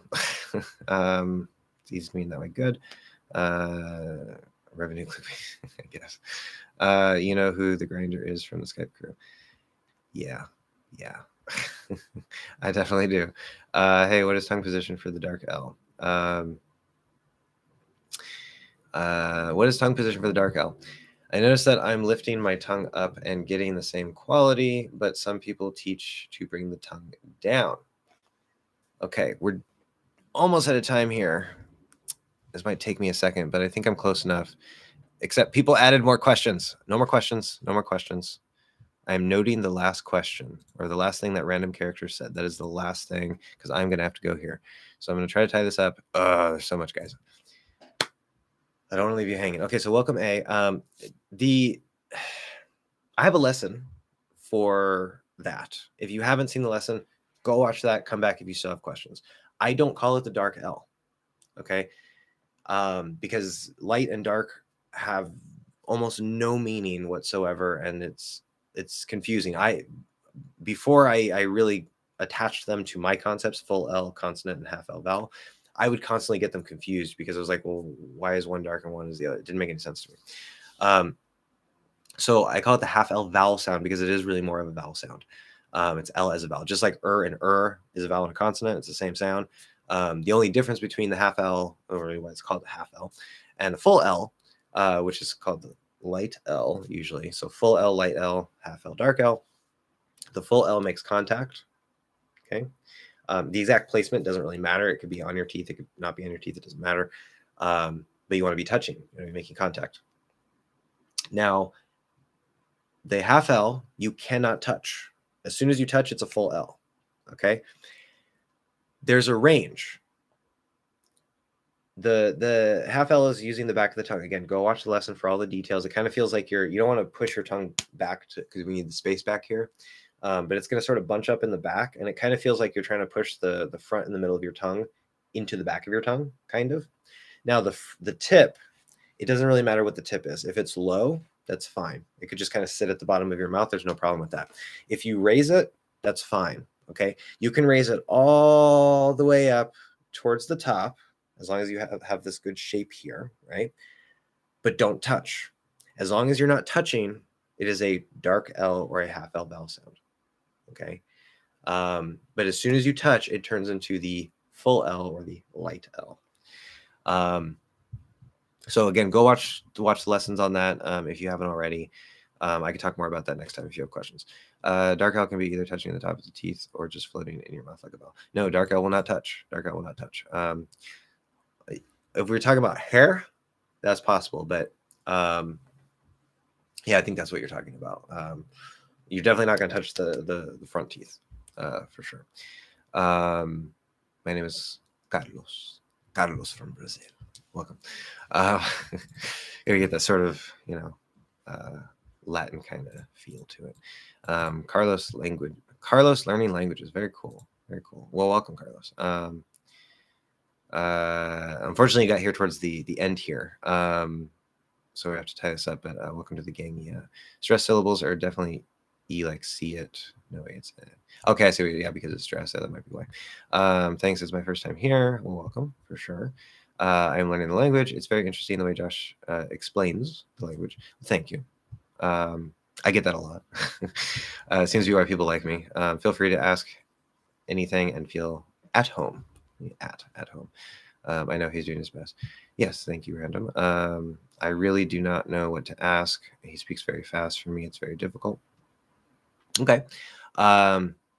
Please speak my name in English, Carlos. Yeah, so if I say it in an English way, Carlos, I say car, R, right? Because we don't have like re.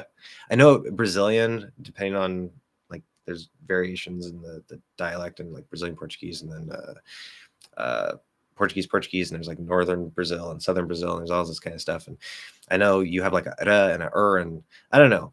It's complicated. I'm not an expert on that, but we use right? That's our R sound. So it'd be Carlos. right?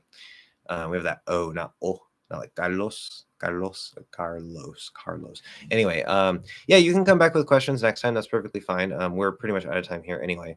And me speaking fast, I kind of try to be aware of that. I know I'm also trying to get through all the questions and stuff. So I'm trying to make sure I don't speak too crazy fast. But a tip for you, find a TV show in English that you really, really like. Okay.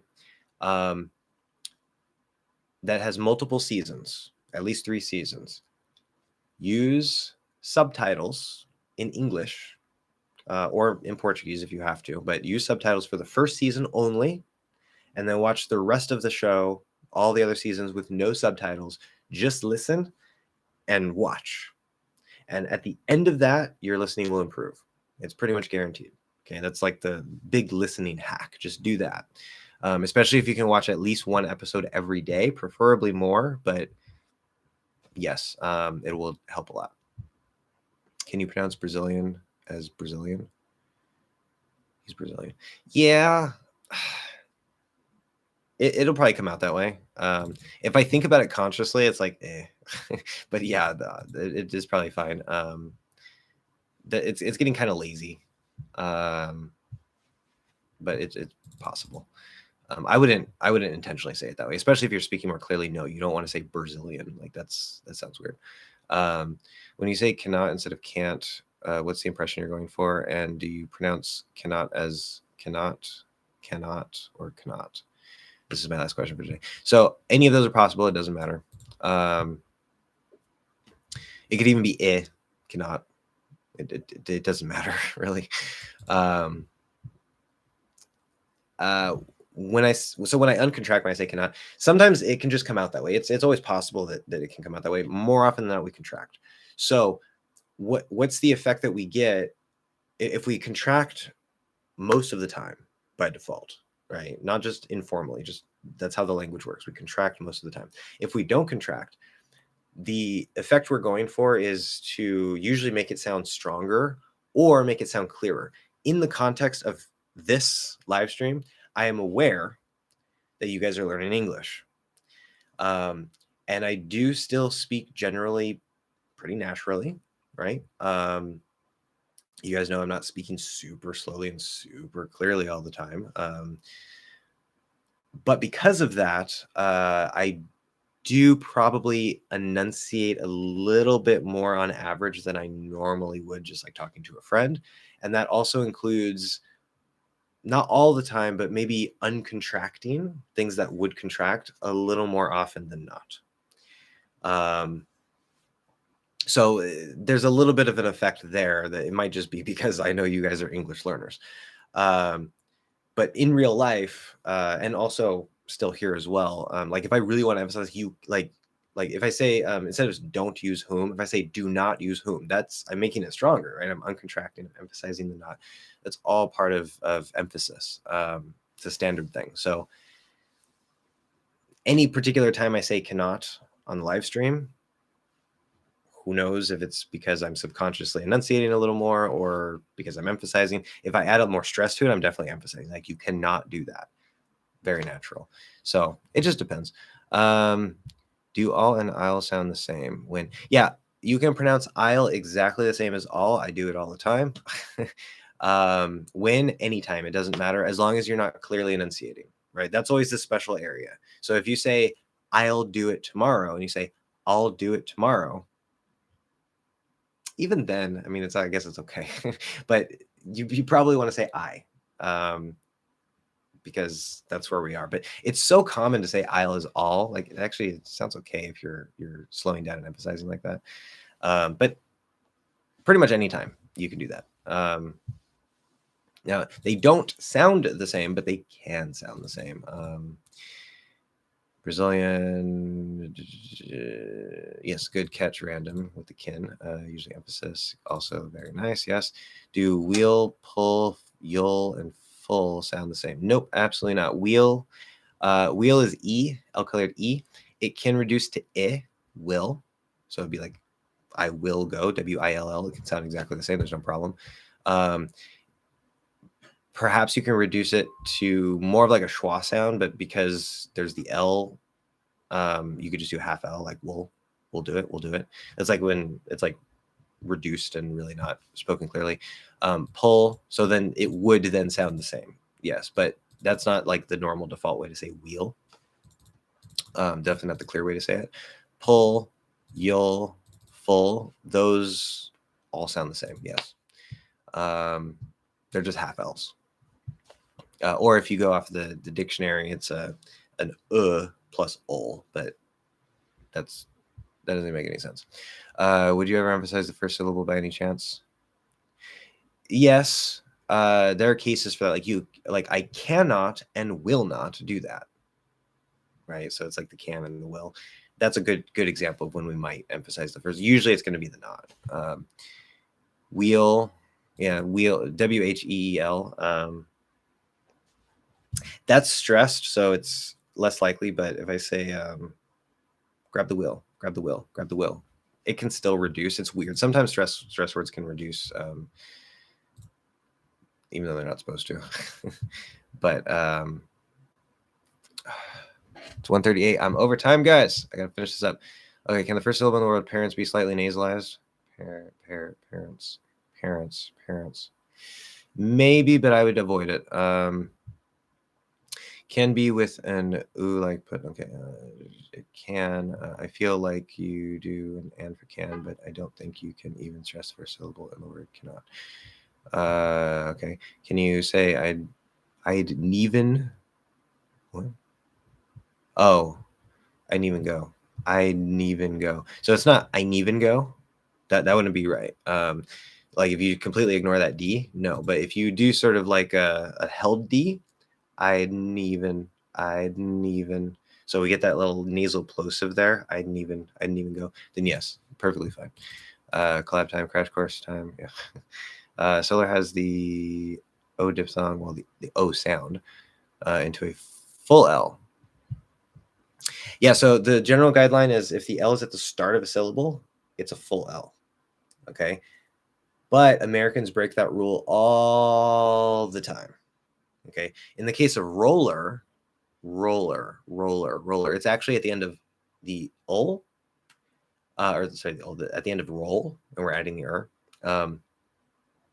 but if you're clearly, see, the thing about the L, it doesn't matter where it is. If you're fully enunciating it, the full L is the fully enunciated version of the sound. If it's not at the start of a stressed syllable, it's usually going to be pronounced as a half L.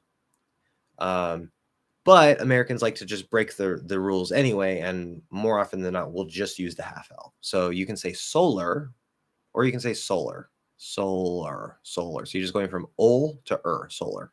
Yeah, no problem. Mr. Fluent American doesn't know what he's in front of, right? Not for me, at least. Maybe some southern accents. Okay, I don't have time to go through every little detail here. Good morning. Welcome, English Yari. Yes, welcome. Unfortunately, you're here at the end. You look like a moron. Okay, so we have a troll. Very nice. Very nice. Thank you for stopping by. I assume that's moron, just spelled wrong, which of course would make you look like a moron, unless you mean to say some other word that maybe I'm not familiar with, but I'm pretty sure it's moron. In which case, good job making yourself look like a moron. Troll fail. Anyway, if that wasn't your intent, then I apologize, but if you are a troll, then yeah, I don't care. Very good. I'm going to record the set of my name, but okay, so Brother's Channel. I do have to go. I am over time. Is American accent rapid? Short answer, no. We have a range of speech. We can speak slower, more clearly enunciated. There's a normal range of speed, and then there's a really fast speed or range of speed, just like in any language. On average, many Americans do speak quite fast.